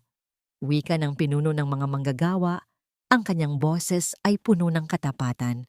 Naramdaman ni Marian ang isang mainit na bugso ng emosyon. Ang kanyang puso, na dati ay puno ng galit, ay dahan-dahang pinupuno ng pasasalamat. Hindi siya nag-iisa. Ang kanyang kabutihan noon ay nagbubunga na ngayon. Habang naghahanda sila sa produksyon, lumapit si Rafael kay Marian. May dala itong isang malaking sketchpad. Naupo silang dalawa sa isang maliit na bangko. Ang kanilang mga balikat ay magkadikit. Sapat na upang maramdaman ni Marian ang init ni Rafael. Kailangan natin ng bagong mukha para sa produkto mo, Marian, sabi ni Rafael habang dahan-dahang iginuguhit ang isang logo. Isang pangalan na magpapaalala sa lahat kung saan ito nagmula. Pinanood ni Marian ang bawat galaw ng kamay ni Rafael. Iginuhit nito ang isang imahe ng isang matandang babae na nakangiti sa gitna ng mga halaman, ang kanyang ina. Sa ibaba nito ay nakasulat ang pangalang Lasa ni Elena. Naramdaman ni Marian ang panlalabo ng kanyang paningin dahil sa luha. Ang paggalang ni Rafael sa kanyang ina ay higit pa sa anumang halaga ng pera. Sa sandaling iyon, ang kanilang mga mata ay nagtagpo. Walang kailangang sabihin, ang katahimikan sa pagitan nila ay puno ng pangako at pag-unawa. Maingat na kinuha ni Rafael ang isang piraso ng buhok na humaharang sa mukha ni Marian at inilagay ito sa likod ng kanyang tainga. Ang haplos ng kanyang mga daliri ay nag-iwan ng isang bakas ng init na tila nagpatigil sa takbo ng oras. Ngunit ang kapayapaang ito ay panandalian lamang. Sa loob ng kanyang sasakyan, habang binabasa ang isang ulat mula sa isang private investigator, nanlaki ang mga mata ni Anton. Nakita niya ang litrato ng lasa ni Elena at ang may-ari nito, si Marian, na nakasuot ng maayos na damit at mukhang mas matagumpay kaysa noong kasama pa niya. Kaya pala nawawalan tayo ng mga kliyente dahil sa babaeng ito. Galit na sigaw ni Anton. Ang tunog ng kanyang kamao na humampas sa manibela ay tila isang putok ng baril sa loob ng tahimik na sasakyan. Dahil sa sobrang selos at galit, hindi na nag-isip si Anton. Pinaharurot niya ang kanyang SUV patungo sa direksyon ng siyong ni Marian. Ang tunog ng mga gulong na kumakalo sa semento ay tila isang babala ng paparating na sakuna. Sa kanyang isip, isa lang ang layunin. Kung hindi siya ang magtatagumpay, sisiguraduhin niyang walang maiiwan kay Marian. Ang tunog ng biglang pagpreno ng sasakyan sa harap ng siyong ay naging hudyat ng muling pagdating ng bagyo sa gitna ng aking katahimikan. Ang bawat pag-ikot ng gulong sa graba ay tila pag-ulit ng mga hakbang ng taong bumasag sa aking buhay.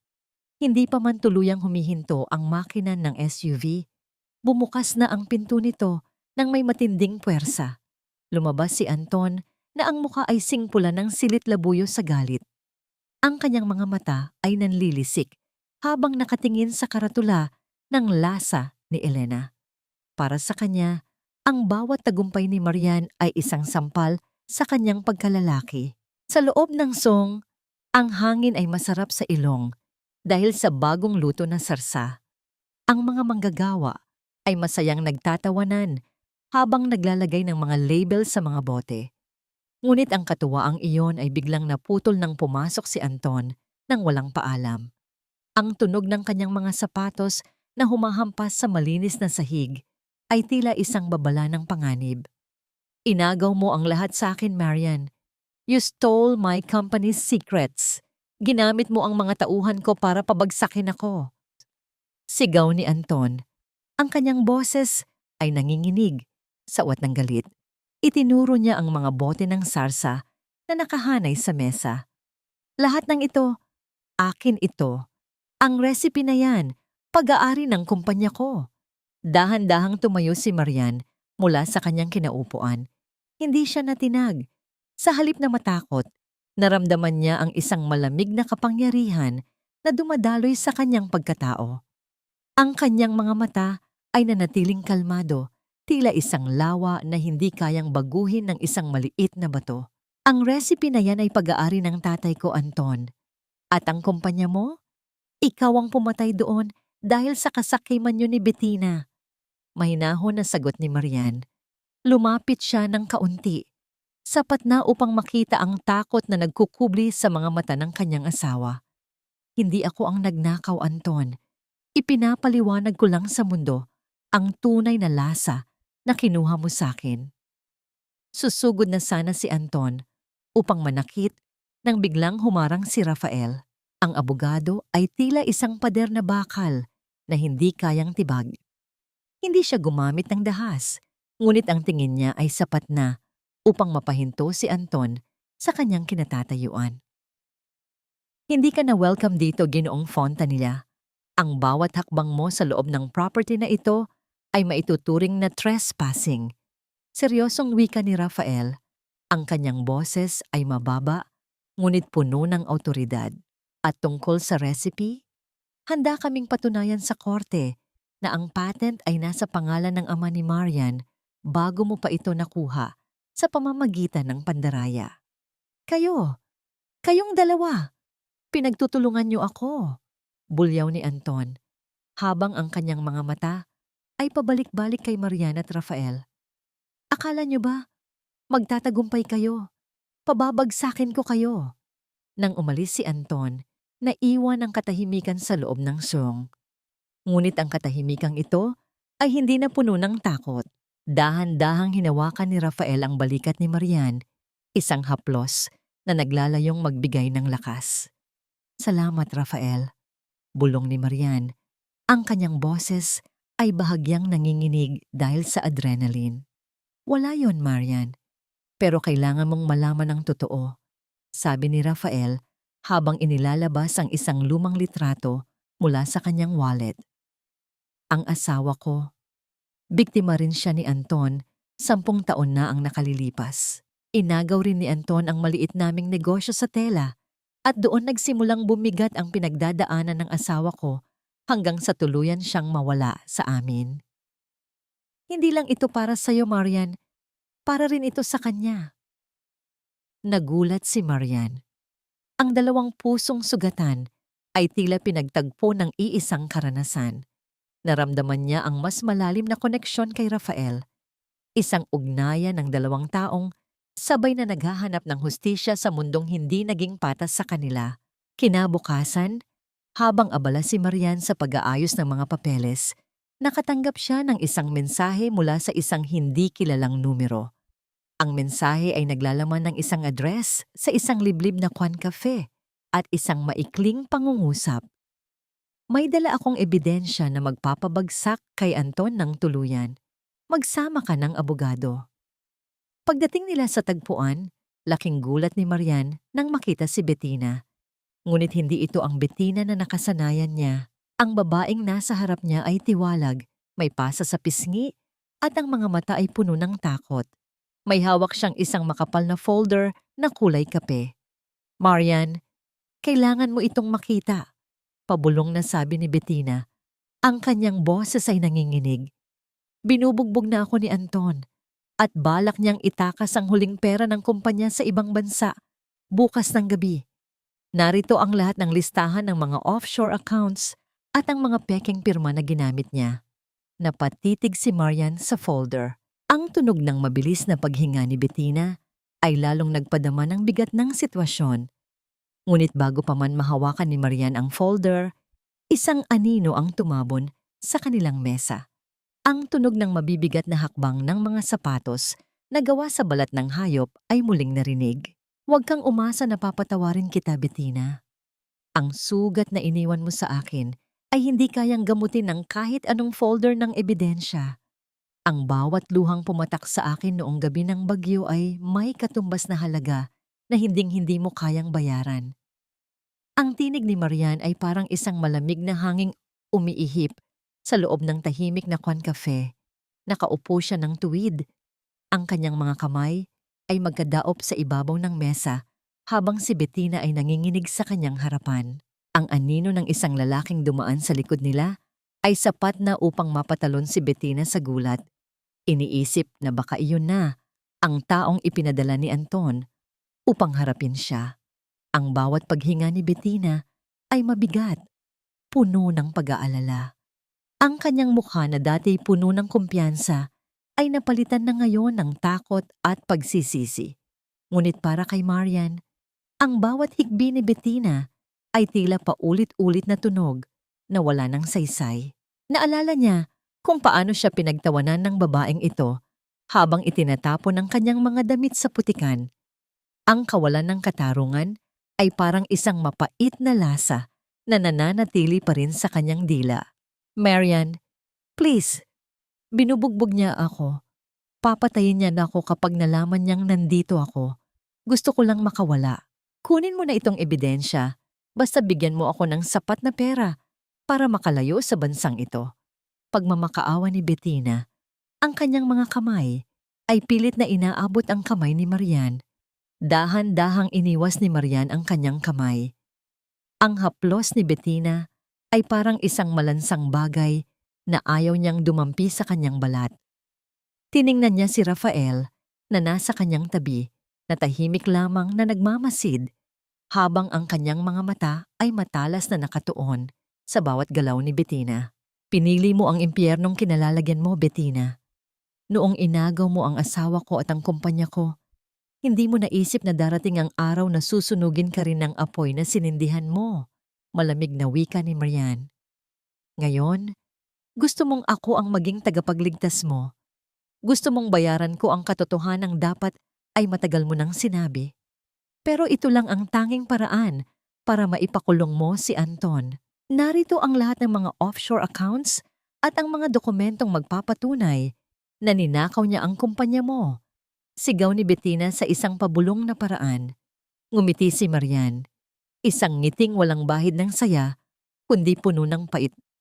Hindi ko kailangan ng ebidensyang galing sa isang traidor na gaya mo para pabagsakin siya. At hindi ko rin kailangang dumihan ang mga kamay ko sa pamamagitan ng pagbibigay sa iyo ng perang galing sa pinaghirapan ko. Sa sandaling iyon, inilabas ni Rafael ang isang maliit na digital recorder mula sa kanyang bulsa at inilapag ito sa mesa. Ang tunog ng pagtama ng gadget sa kahoy ay tila isang hatol ng kamatayan para kay Bettina. Lahat ng sinabi mo, Bettina, ang pag-amin mo sa pakikipagsabuatan kay Anton para nakawin ang kumpanya ay na-record na namin. Hindi mo kailangang ibenta ang ebidensya sa amin dahil sa oras na makarating ito sa korte, ikaw ang unang babagsak kasama niya. Paliwanag ni Rafael, ang kanyang boses ay walang emosyon. Nanlaki ang mga mata ni Bettina. Ang kanyang huling alas ay naging isang patibong na siya rin ang gumawa. Naramdaman ni Marian ang isang malalim na ginhawa habang pinapanood ang pagguho ng pag-asa sa mukha ng kanyang kaaway. Ito ang bunga ng pagiging matalino at hindi pagpapadala sa emosyon. Samantala, sa mansyon ng mga Fontanilla, ang bawat sulok ng bahay ay tila binabalot ng isang madilim na ulap. Si Doña Carmen ay nanginginig ang mga kamay habang binabasa ang liham mula sa bangko. Ang tunog ng pagkapunit ng papel ay umalingaw-ngaw sa malaking sala. Ang kanilang bahay ay nakatakda ng i-foreclose dahil sa mga utang na hindi nabayaran ni Anton. Anton! Ano ito? Bakit mawawala ang bahay natin? Sigaw ng matanda nang makita ang kanyang anak na pababa ng hagdan. May hawak na malaking bag at mukhang balisa.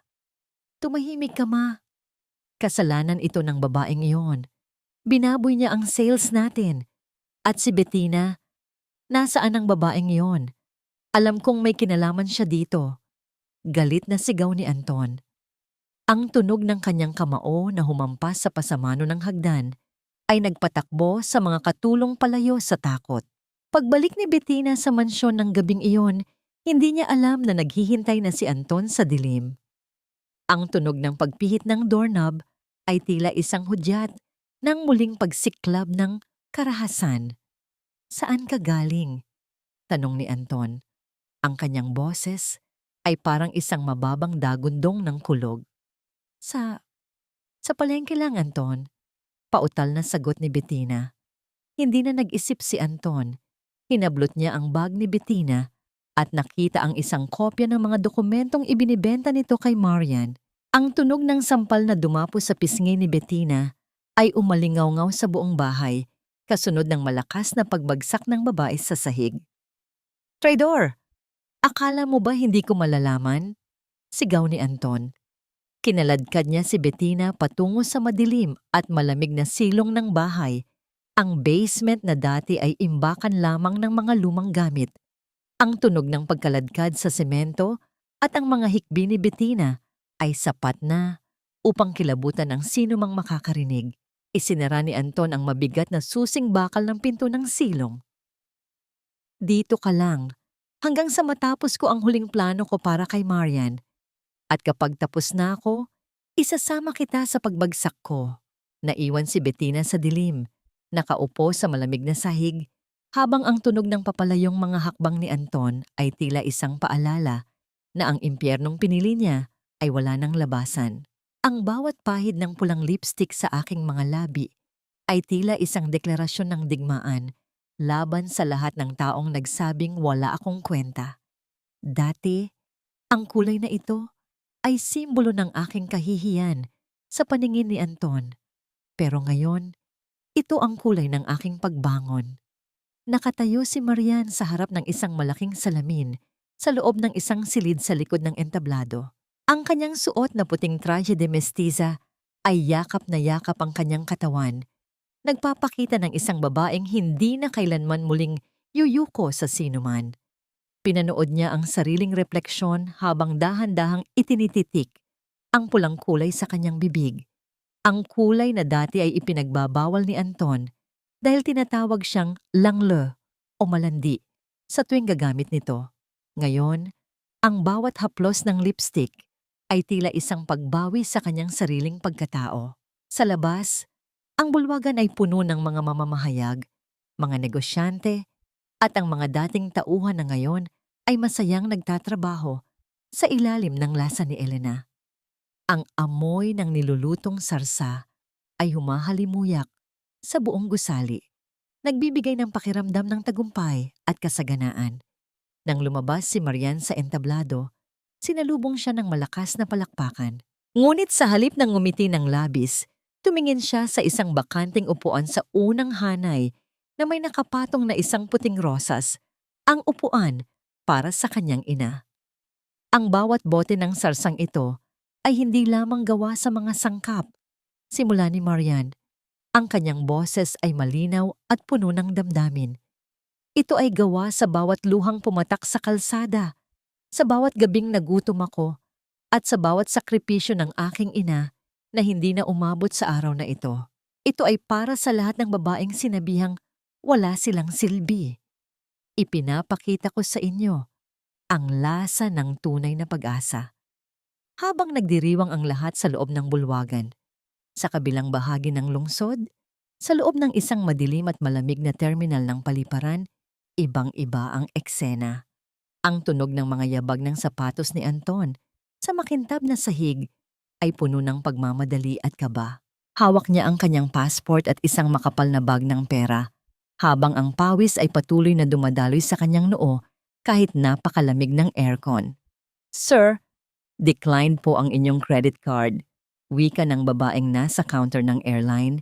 Ang kanyang boses ay walang emosyon. "Anong declined? Imposible. Subukan mo uli." Sigaw ni Anton. Ang kanyang mga mata ay nanlilisik sa galit. Ang tunog ng kanyang palad na humampas sa counter ay nagpalingon sa ibang mga pasahero. "Ikalimang beses na po namin itong sinubukan, sir. Ang inyong account ay naka-freeze po sa utos ng korte. At ang inyong passport, mayroong hold departure order sa ilalim ng inyong pangalan." Paliwanag ng staff habang dahan-dahang itinatawag sa radyo ang seguridad ng paliparan. Ang tunog ng pagbagsak ng credit card ni Anton sa sahig ay tila hudyat ng kanyang tuluyang pagguho. Naramdaman niya ang matinding hiya habang pinapanood siya ng mga tao. Ang dating makapangyarihang negosyante ay nagmumukha na ngayong isang desperadong takas. Bago pa man makalapit ang mga gwardiya, mabilis na tumakbo si Anton palabas. Sumasakay sa kanyang sasakyan at pinaharurot ito patungo sa tanging lugar na alam niyang matataguan niya, ang kanyang dating opisina. Kinagabihan, bago ang formal na pagbubukas ng kaso sa korte, dinala ni Rafael si Marian sa dalampasigan kung saan nila isinabog ang abo ng kanyang ina. Ang tunog ng mga alon na humahampas sa pampang ay tila isang mahinahong awit na nagpapagaan sa mabigat na pakiramdam ni Marian. Dahan-dahang lumapit si Rafael at ipinatong ang kanyang coat sa balikat ni Marian upang protektahan ito sa malamig na simoy ng hangin. Sa ilalim ng liwanag ng buwan, ang kanilang mga mata ay nagtagpo. Isang malalim na katahimikan ang namayani, ngunit ito ay punong-puno ng mga salitang hindi na kailangang bigkasin. "Nagawa mo na, Marian," mahinang sabi ni Rafael. Ang kanyang boses ay tila isang bulong sa gitna ng gabi. "Bukas, haharapin natin ang huling laban. Ipinapangako ko sa iyo, ibabalik ko ang langit sa iyong mga mata." Naramdaman ni Marian ang init ng kamay ni Rafael na dahan-dahang humawak sa kanyang pisngi. Ang haplos nito ay puno ng respeto at pagmamahal, isang bagay na hindi niya naramdaman sa loob ng maraming taon sa piling ni Anton. Isinandal ni Marian ang kanyang ulo sa dibdib ni Rafael, nakikinig sa mahinahon at matatag na pintig ng puso ng lalaking naging sandigan niya sa gitna ng unos. Ngunit ang kapayapaang ito ay pansamantala lamang. Sa loob ng madilim na opisina ni Anton, maririnig ang tunog ng pagpihit ng kandado ng isang lihim na drawer. Isang malamig at mabigat na bagay ang inilabas ni Anton, isang baril na gawa sa maitim na bakal. Ang tunog ng pagkasa ng baril ay umalingaw-ngaw sa tahimik na silid, tila isang hudyat ng kamatayan. "Kung hindi ka magiging akin, Marian, kung hindi sa akin mapupunta ang lahat ng pinaghirapan ko, sisiguraduhin kong wala ka ring mapapakinabangan," bulong ni Anton sa dilim, habang ang kanyang mga mata ay nagniningas sa isang uri ng kabaliwan na wala ng lunas. Ang huling makikita sa dilim ay ang refleksyon ni Anton sa salamin, isang lalaking wala nang natirang dangal. Hawak ang nakamamatay na armas, habang nakatingin sa malaking karaatula ng lasa ni Elena sa labas ng bintana. Ang bawat yabag ng aking sapatos sa makintab na sahig ng boardroom ay tila isang martilyo na pumupukpok sa kabaong ng nakaraan. Wala na ang babaeng nanginginig sa takot sa tuwing maririnig ang boses ni Anton. Ngayon, ako na ang may-ari ng bawat hininga sa silid na ito. Sa loob ng malaking silid pulungan ng kumpanya, ang hangin ay tuyot at puno ng amoy ng lumang papel at kape.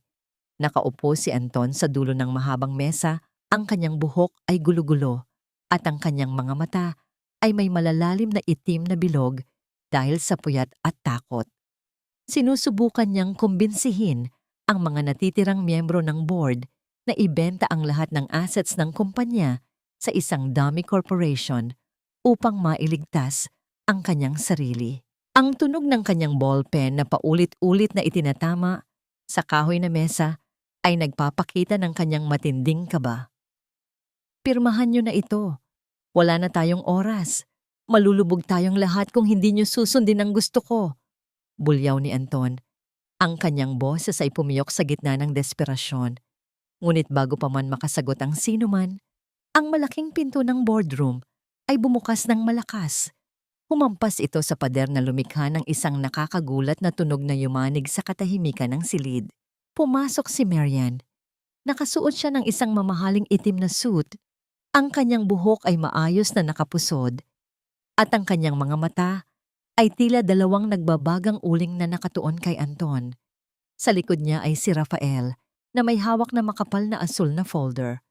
Walang pipirma sa kahit anong dokumentong galing sa isang magnanakaw. Ang boses ni Marian ay malamig, malinaw, at puno ng otoridad na tila isang reynang nagbabalik sa kanyang trono.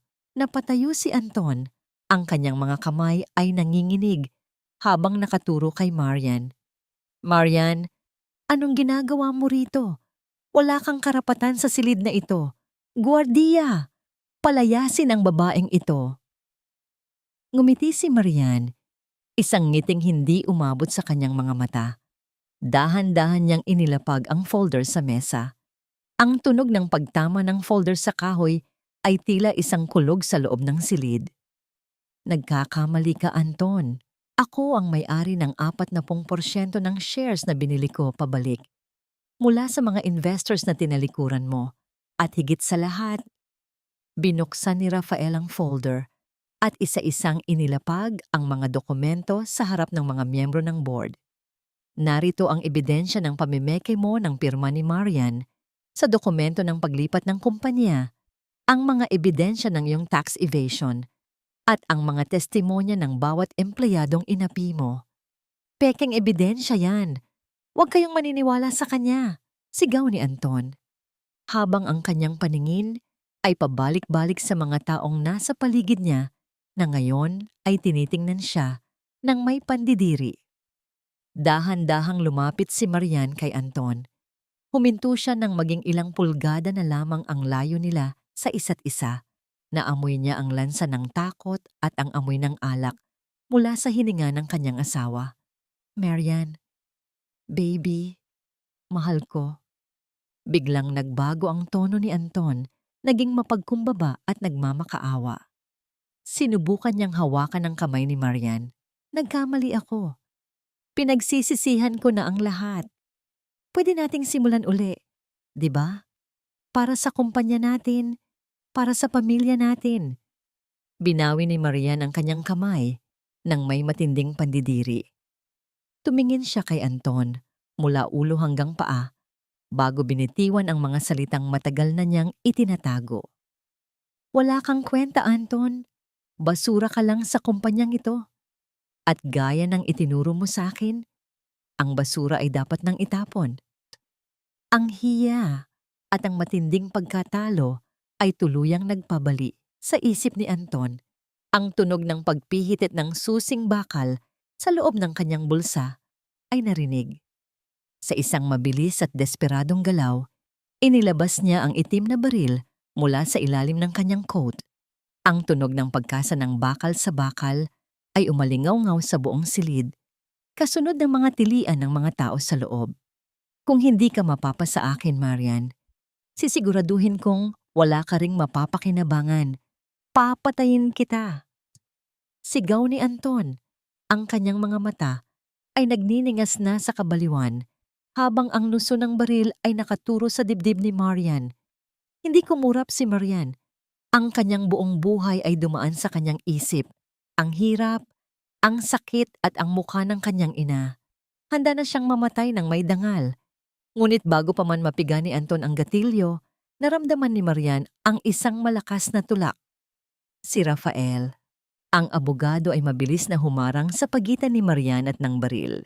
Isang nakakabinging putok ang yumanig sa buong palapag. Ang tunog ng pagputok ay tila bumasag sa bawat bintana ng boardroom. Kasunod nito ay ang amoy ng pulbura na lumingap sa buong silid at ang biglang katahimikan na mas nakakatakot kaysa sa sigaw. Naramdaman ni Marian ang pag-init ng kanyang mga kamay. Nakita niya si Rafael na dahan-dahang bumubagsak. Ang kanyang puting polo ay unti-unting nababahiran ng mapulang likido na kumakalat sa kanyang dibdib. Ang tunog ng pagbagsak ng katawan ni Rafael sa sahig ay tila isang hudyat ng muling pagguho ng mundo ni Marian. Ang bawat patak ng pulang likido sa aking mga palad ay tila isang apoy na sumusunog sa aking katinuan. Ang nakakabinging katahimikan pagkatapos ng putok ng baril ay mas masakit pa sa anumang sigaw na narinig ko sa aking buong buhay. Napatitig si Marian sa kanyang mga kamay. Basang-basa ang mga ito ng mainit at malapot na dugo ni Rafael. Ang abogado ay dahan-dahang bumagsak sa kanyang kandungan. Ang mukha ay maputla, ngunit ang mga mata ay nananatiling nakatingin sa kanya ng may pag-aalala. Ang amoy ng pulbura ay humalo sa amoy ng bakal at lansa. Bumubuo ng isang masangsang na alaala na hinding-hindi na mabubura sa isip ni Marian. Rafael, wag, wag kang pipikit. Bulong ni Marian. Ang kanyang boses ay basag at puno ng matinding takot. Sabi mo, ibabalik mo ang langit sa aking mga mata, di ba? Huwag mo akong iwan dito sa dilim. Isang mahinang ngiti ang gumuhit sa mga labi ni Rafael bago siya tuluyang nawalan ng malay. Ang tunog ng kanyang mababaw at hirap na paghinga ay tila isang mabilis na orasan na nagbibilang ng natitirang sandali ng kanyang buhay. Sa kabilang dulo ng silid, nabitawan ni Anton ang baril. Ang tunog ng pagtama ng bakal sa sahig ay umalingaw-ngaw sa tahimik na boardroom. Ang lalaking kanina ay nagniningas sa galit ay biglang nanginig. Ang kanyang mga mata ay nanlilisik sa takot nang mapagtanto ang kanyang ginawa. Sinubukan niyang tumakbo patungo sa pinto, ngunit bago pa man siya makalapit, ang malakas na tunog ng pag-akyat ng mga bota sa hagdanan ay narinig. Bumukas ang pinto at pumasok ang mga pulis. Ang tunog ng pagkasa ng kanilang mga armas ay sapat na upang mapaluhod si Anton sa sahig. Ang kanyang mga kamay ay itinaas niya, habang ang kanyang mga luha ay nagsimulang dumaloy dahil sa takot sa kanyang sariling kapalaran. Hustisya para sa lahat ng sinira mo, Anton, sabi ng opisyal habang idinidikit ang malamig na swising bakal sa mga pulso ni Anton. Ang tunog ng bawat klik ng posas ay tila isang hatol na walang hanggan. Isasama na rin namin si Bettina. Nahanap na namin siya sa silong ng bahay niyo. Hindi na lumingon si Marian. Ang tanging mahalaga sa kanya ay ang lalaking duguan sa kanyang bisig. Ang tunog ng papalapit na sirena ng ambulansya mula sa labas ay tila isang himig ng pag-asa sa gitna ng trahedya. Sa loob ng ospital, ang bawat segundo ay tila isang taon para kay Marian. Ang amoy ng antiseptic at ang malamig na semento ng pasilyo ay nagpapaalala sa kanya ng gabi nang mamatay ang kanyang ina. Nakaupo siya sa isang mahabang bench. Ang kanyang mga kamay ay nananatiling may bakas ng tuyong dugo ni Rafael. Hindi niya ito hinugasan, tila natatakot na kapag nawala ang dugo ay mawawala rin ang huling ugnayan niya sa lalaki. Marian, magpakatatag ka, wika ni Doña Carmen na biglang lumitaw sa pasilyo. Ang matanda ay mukhang basahan na ngayon. Ang kanyang mga alahas ay wala na at ang kanyang mukha ay puno ng pait. Patawarin mo kami. Patawarin mo ang anak ko. Tumingin si Marian sa kanyang dating biyenan. Walang galit, walang poot. Tanging matinding pagod lamang ang makikita sa kanyang mga mata. Ang pagpapatawad, Doña Carmen, ay hindi hinihingi sa gitna ng kasalanan. Iyan ay pinaghihirapan sa loob ng maraming taon ng pagsisisi. Ngayon, hayaan niyo akong maghintay sa taong tunay na nagligtas sa akin. Lumipas ang ilang oras, lumabas ang doktor mula sa operating room. Ang tunog ng pagpihit ng doorknob ay tila isang hudyat ng muling pagtibok ng puso ni Marian. Ligtas na ang pasyente, Mrs. Milagrong hindi tinamaan ang kanyang puso, pero kailangan niya ng mahabang panahon para makarecover, paliwanag ng doktor. Naramdaman ni Marian ang pagbagsak ng kanyang mga balikat dahil sa sobrang ginhawa. Napasandal siya sa pader. Ang kanyang mga luha ay dahan-dahang dumaloy, ngunit sa pagkakataong ito, ang mga luha ay hindi nagawa sa pait, kundi sa pasasalamat. Pumasok siya sa silid ni Rafael.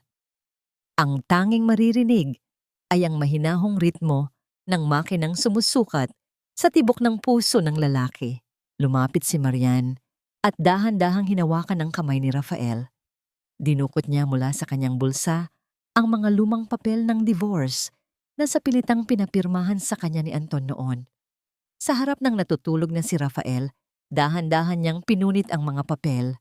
Ang bawat pagpunit ay tila isang simbolo ng pagputol sa bawat tanikala ng kanyang nakaraan. Tapos na ang bagyo, Rafael. Bulong ni Marian habang ang kanyang mukha ay nakasandal sa kamay ng lalaki. Ngayon, maghihintay ako hanggang sa muli mong imulat ang iyong mga mata para sabay nating harapin ang unang sinag ng umaga. Ang tunog ng kahoy na humampas sa mesa ng hukom ay tila isang huling hatol na bumasag sa lahat ng kasinungalingang itinayo ni Anton sa loob ng maraming taon. Ang bawat salitang binibigkas ng huwes ay parang isang malakas na hampas ng alon na tumatapos sa isang maruming dalampasigan. Sa loob ng madilim at seryosong silid ng korte, ang hangin ay puno ng amoy ng lumang papel at ang malamig na simoy ng aircon. Nakatayo si Marian sa gilid ni Rafael na kahit may benda pa ang dibdib ay piniling samahan siya sa araw ng kanyang tagumpay. Sa kabilang panig, nakasuot ng kulay kahel na uniforme ng bilanggo si Anton at Bettina. Ang kanilang mga mukha ay tiwalag, payat at puno ng takot. Ang tunog ng paghikbi ni Bettina ay paulit-ulit na naririnig sa tahimik na silid, ngunit wala nang sinumang naaawas sa kanya. Hinatulan ng korte si Anton Fontanilla ng 20 taong pagkabilanggo dahil sa pagtatangkang pagpatay, malakihang estafa at pamemeke ng mga dokumento. Gayon din si Bettina Ramos na hinatulan ng 10 taon dahil sa pakikipagsabuatan. Ang boses ng hukom ay mariin at walang bahid ng pag-aalinlangan. Nang marinig ang hatol, biglang nagwala si Anton. Sinubukan niyang sugurin si Bettina habang isinisigaw na ito ang may kasalanan ng lahat. Ang tunog ng pagkaladkad ng mga kadena sa kanilang mga paa at ang marahas na pagpigil ng mga gwardya ay pumuno sa silid. Ang 2 taong dating nagsasama sa pagkakasala ay ngayon ay nagkakagatan at nagsisisi sa gitna ng kanilang sariling impyerno.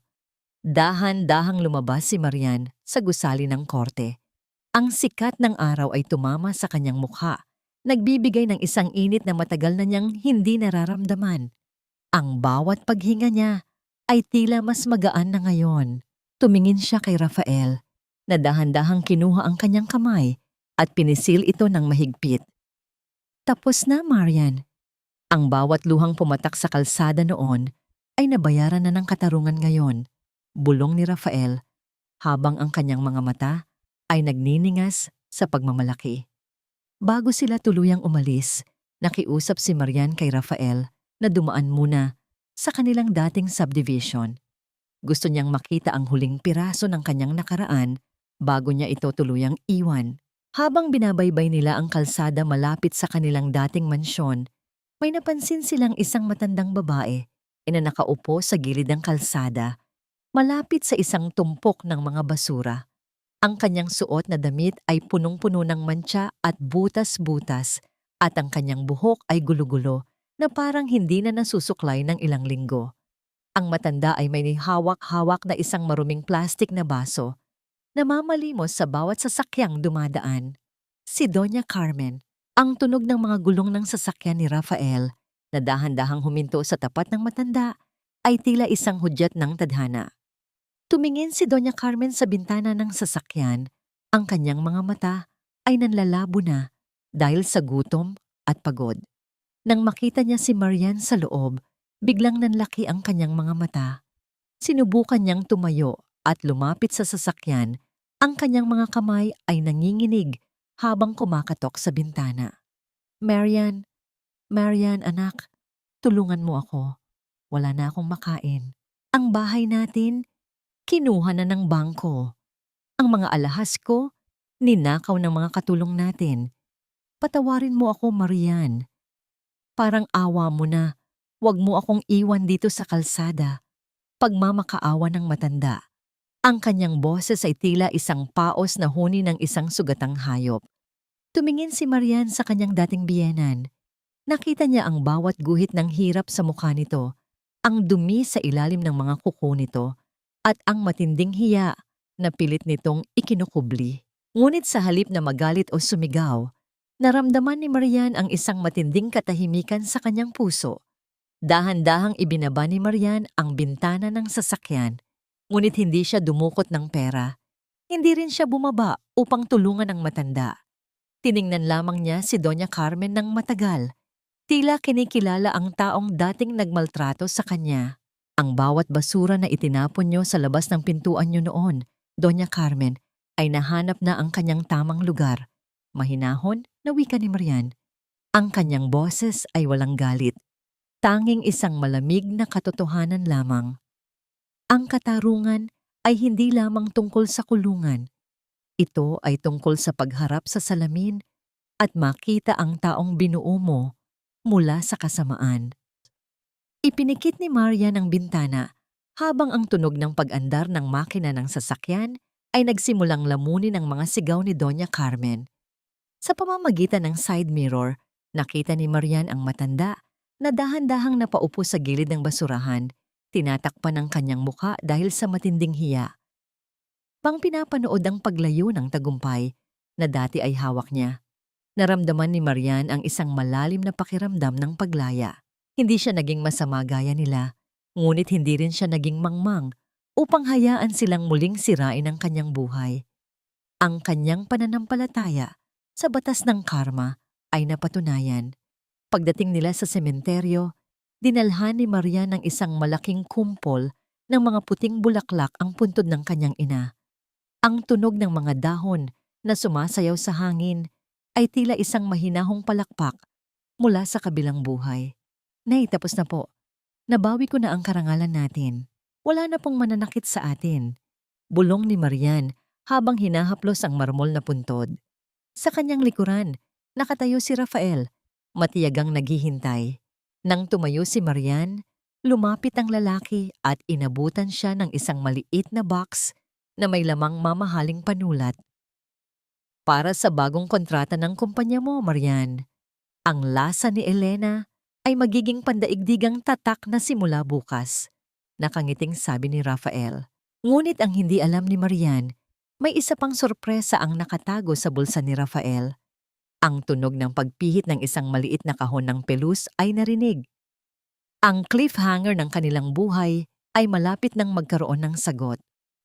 Ang bawat sinag ng araw na tumatama sa bintana ng aking bagong opisina ay tila isang mainit na yakap mula sa langit. Wala na ang amoy ng lansa at dumi ng kalsada. Ngayon, ang tanging humahalimuyak sa paligid ay ang bango ng bawang, sili, at mga sariwang pampalasa, ang bango ng aking tagumpay at ang alaala ng aking ama na muli kong binuhay. Nakatayo si Marian sa harap ng malawak na salamin ng kanyang kumpanya, ang lasa ni Elena. Ang gusali ay puno ng buhay. Naririnig niya ang mahinahong ritmo ng mga makina sa ibaba at ang masayang kwentuhan ng mga manggagawa na dati ay kasama niya sa hirap. Ang bawat bote ng sarsa na lumalabas sa linyang yon ay isang patunay na ang isang pusong dinurog ay kayang mabuong muli ng mas matibay at mas matatag kaysa noon. Dahan-dahan siyang naupo sa kanyang silya at napansin ang isang sobrang kulay kape sa ibabaw ng kanyang mesa. Galing ito sa kawanihan ng bilangguan. Sa loob ay may isang sulat kamay na liham mula kay Anton. Binasa ni Marian ang bawat salita. Puno ito ng pagsusumamo, ng mga pangakong magbabago siya at ng mga hiling na bisitahin siya ni Marian para sa isang pagkakataon ng kapatawaran. Ngunit habang binabasa niya ang mga linyang yon, wala nang naramdamang kirot o galit si Marian. Ang bawat salita ni Anton ay tila isang tuyong dahon na wala ng buhay. Late na para sa mga salita, Anton. Bulong ni Marian sa sarili. Ang kapatawaran ay hindi ibinibigay dahil lang sa hiningi mo. Ibinibigay ko ito sa sarili ko upang tuluyan na akong maging malaya sa iyo. Kinuha niya ang isang lighter at sinilaban ang sulat. Pinanood niya kung paano lamunin ng apoy ang bawat titik ng kasinungalingan hanggang sa maging abo na lamang ito sa loob ng ashtray. Ang tunog ng paglamas ng papel sa apoy ay tila isang huling hudyat ng paglaya ng kanyang kaluluwa. Handa ka na ba? Ang boses ni Rafael ay tila isang malambot na musika na pumutol sa kanyang pag-iisip. Nakatayo ang abogado sa pintuan, nakasuot ng maayos na polo, at ang kanyang mga mata ay nagniningning sa tuwa. Lumapit siya kay Marian at dahan-dahang ipinatong ang kanyang kamay sa balikat ng babae. Ang init ng kanyang palad ay nagbigay kay Marian ng pakiramdam ng seguridad na matagal na niyang hinahanap. "Saan tayo pupunta?" tanong ni Marian habang nakangiti. "Sa lugar kung saan nagsimula ang lahat ng pag-asa," sagot ni Rafael. Dinala ni Rafael si Marian sa dalampasigan kung saan nila unang pinag-usapan ang hustisya. Ang araw ay dahan-dahang lumulubog, nagbibigay ng kulay kahel at lila sa kalangitan. Ang tunog ng mga alon na humahalik sa pampang ay tila isang mahinahong bulong ng kalikasan. Naglakad silang dalawa ng magkahawak kamay sa ibabaw ng maputing buhangin. Ang bawat haplos ng hangin sa kanilang mga mukha ay puno ng pangako. Huminto si Rafael at humarap kay Marian. Kinuha niya ang parehong kamay ng babae at tinitigan ito. Ang mga kamay na dati ay punong-puno ng sugat at uling, ngunit ngayon ay malinis at puno ng dangal. "Marian," simula ni Rafael, ang kanyang boses ay bahagyang nanginginig sa emosyon.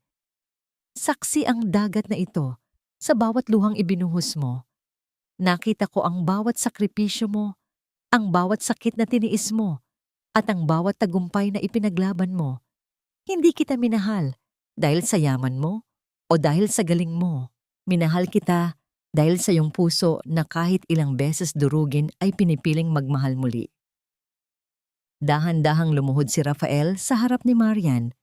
Ang tunog ng paghampas ng alon sa kanyang mga tuhod ay hindi niya pinansin. Inilabas niya ang isang maliit na kahon ng pelus. Sa loob ay isang simpleng singsing na pilak na may isang maningning na diamante sa gitna. Tila isang bituin sa gitna ng kadiliman. "Marian, hindi ko maipapangako na hindi na uulan sa buhay mo. Pero ipinapangako ko na sa bawat bagyong darating, ako ang magiging silungan mo. Ako ang magiging pader na haharang sa bawat sakit para sa'yo. Handa ka bang hayaan akong maging kabiyak ng iyong puso habang buhay? Will you marry me?" Naramdaman ni Marian ang panlalabo ng kanyang paningin dahil sa ligaya. Ang bawat pait ng nakaraan ay biglang napalitan ng isang tamis na hindi niya kayang ipaliwanag. Tumango siya ng paulit-ulit, hindi na makapagsalita dahil sa pag-apaw ng emosyon. "Yes, Rafael." "Yes." Hikbi ni Marian habang isinusuot ni Rafael ang singsing sa kanyang daliri. Tumayo si Rafael at binuhat si Marian ng bahagya bago siya niyakap ng mahigpit. Isinandal ni Marian ang kanyang ulo sa leeg ni Rafael. Nilalanghap ang pamilyar na amoy nito na naging kanlungan niya sa gitna ng unos. Ang tunog ng kanilang magkasabay na paghinga ay tila isang perpektong koro sa ilalim ng papalubog na araw. Dahan-dahang hinalikan ni Rafael ang noo ni Marian, isang halik na puno ng respeto at pagsamba. Pagkatapos ay dahan-dahang nagtagpo ang kanilang mga labi sa isang mahinhin ngunit punong-puno ng damdaming halik, isang pagtatatak ng kanilang bagong simula. Habang naglalakad sila palayo sa dalampasigan, tumanaw si Marian sa malayo. Sa kanyang isip, nakita niya ang imahe ng kanyang ina na nakangiti sa kanya. Tila sinasabing tapos na ang kanyang pagdurusa. Ang bagong araw ay hindi lamang sumikat sa langit. Sumikat ito sa loob ng puso ni Marian, isang binmin na hinding-hindi na muling lulubog. Mula sa isang biktima ng pagtataksil, siya ay ganap nang naging reyna ng kanyang sariling tadhana, kapiling ang lalaking tunay na nagpahalaga sa kanyang pagkatao. Ang bawat mahinahong pag-ugoy ng duyan sa ilalim ng puno ng mangga ay tila isang banayad na koro na nagpapatulog sa mga alaala ng nakaraan. Wala na ang amoy ng usok at lansa ng kalsada. Ngayon, ang tanging humahalimuyak sa aking paligid ay ang bango ng mga namumukadkad na sampagwita at ang amoy ng bagong lulutong kanin sa loob ng aming tahanan. 5 taon na ang lumipas mula nang huling marinig ni Marian ang tunog ng pagpihit ng posas at ang nakakabinging putok ng baril sa loob ng kumpanya. Ngayon, nakaupo siya sa isang mahabang bangko sa kanilang malawak na hardin, Pinapanood ang isang maliit na batang lalaki na may mga matang tila nagniningning na bituin habang hinahabol ang isang makulay na paru-paro. Ang malambing na halakhak ng bata ay tila isang maliit na kampanilya na tumutunog sa gitna ng katahimikan ng hapon, nagbibigay ng buhay sa bawat sulok ng kanilang bakuran. Isang pamilyar na init ang naramdaman ni Marian sa kanyang balikat. Si Rafael, ang lalaking nanatili sa kanyang tabi sa bawat paghampas ng alon. Inilapag ni Rafael ang 2 tasa ng kape sa mesa. Ang usok nito ay dahan-dahang sumasayaw sa hangin, kasabay ng mabagal na paghinga ng kalikasan. May dumating na sulat kaninang umaga, Marian. Mahinang sabi ni Rafael habang iniabot ang isang sobrang may selyo ng pambansang bilangguan. Dahan-dahang binuksan ni Marian ang sobre. Galing ito kay Anton. Sa loob ng 5 taon, ito ang ika-100 liham na ipinadala nito. Sumusulat si Anton tungkol sa kanyang pagtitika, tungkol sa bawat gabi niyang pag-iyak dahil sa pangungulila at ang kanyang hiling na masilayan man lang ang anak na hinding-hindi na niya makikilala bilang ama. Binanggit din nito ang kalagayan ni Bettina na tila tuluyan ng nawalan ng katinuan sa loob ng selda at si Doña Carmen na balita ay pumanaw na sa isang pampublikong ospital nang walang sino mang dumamay. Tiningnan ni Marian ang mga salitang isinulat ni Anton. Ngunit sa pagkakataong ito, wala na siyang naramdamang kahit anong pait. Ang galit na dati ay tila isang malaking pader na nakaharang sa kanyang paghinga ay tuluyan ng gumuho at naging alabok. Dahan-dahan niyang itinupi ang papel at inilagay ito sa loob ng kanyang bulsa. Napatawad mo na ba siya, Marian? Tanong ni Rafael habang ang kanyang mga mata ay matamang nakatingin sa kanyang asawa.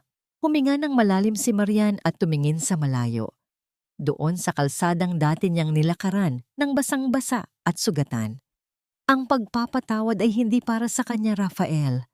Pinatawad ko siya dahil ayaw ko nang bitbitin ang bigat ng kanyang kasalanan sa aking paglalakad. Malaya na ako, hindi dahil nakulong siya, kundi dahil wala na siyang kapangyarihang saktan ng puso ko. Masaya na ako sa kapayapaang mayroon tayo ngayon. Tumayo si Marian at lumapit sa kanyang anak. Binuhat ang bata at hinalikan ito sa noo. Naramdaman niya ang tibok ng puso ng bata. Isang buhay na nagsimula sa gitna ng pag-ibig at katarungan. Sa bawat bote ng lasa ni Elena na naibebenta sa buong mundo, alam ni Marian na ang dangal ng kanyang ina at ama ay nananatiling buhay. Ngunit higit sa yaman, ang tunay niyang kayamanan ay ang pamilyang binuo niya mula sa mga piraso ng kanyang nadurog na pangarap. Naitingnan mo, ang ganda ng langit, sigaw ng bata habang nakaturo sa abot tanaw. Ang langit ay naglalabas ng mga kulay ng ginto, rosas at lila. Isang perpektong pintura ng isang bagong simula. Niyakap ni Rafael si Marian mula sa likuran. Ang kanilang mga anino ay nag-iisa sa ilalim ng papalubog na araw. Ang tunog ng mga kuliglig na nagsisimulang humuni sa paligid ay tila isang pasasalamat sa bawat pagsubok na kanilang nalampasan. Natutunan ni Marian na ang halaga ng isang babae ay hindi nasusukat sa paraan ng pagtrato sa kanya ng ibang tao. Hindi ito nakasalalay sa isang asawang nang iwan o sa isang biyenang nangapi. Ang halaga ng isang tao ay matatagpuan sa bawat pagkakataon na pinili niyang tumayo pagkatapos madapa, sa bawat sugat na pinili niyang gamutin ng may pasensya, at sa bawat pag-ibig na pinili niyang ibigay muli, kahit na dati na siyang pinagtaksilan. Salamat, Rafael. Salamat sa hindi pagsuko sa akin. Bulong ni Marian habang nakasandal sa dibdib ng lalaki. Salamat sa iyo, Marian, dahil itinuro mo sa akin na kahit sa pinakamadilim na gabi, palaging may darating na umaga. Sagot ni Rafael bago hinalikan ng kamay ni Marian na may suot na singsing ng kanilang sumpaan. Habang ang gabi ay dahan-dahang lumalapit, pumasok ang maliit na pamilya sa loob ng kanilang bahay. Ang tunog ng pagpihitit ng kandado sa kanilang pinto ay hindi na hudyat ng pagkakulong, kundi hudyat ng seguridad at init ng isang tunay na tahanan. Ang kwento ni Marian ay hindi lamang kwento ng paghihiganti. Ito ay isang paalala na sa gitna ng kawalang katarungan, ang pinakamalaking tagumpay ay ang manatiling mabuti at matagpuan ang tunay na kaligayahan sa gitna ng kapayapaan. Sa bawat hininga ni Marian, baon niya ang aral na ang bawat patak ng ulan ay may dalang pangako ng pagsibol ng isang bagong halaman, at ang bawat luhang pumatak ay nagdidilig sa isang pusong handa ng muling magmahal ng buong buo.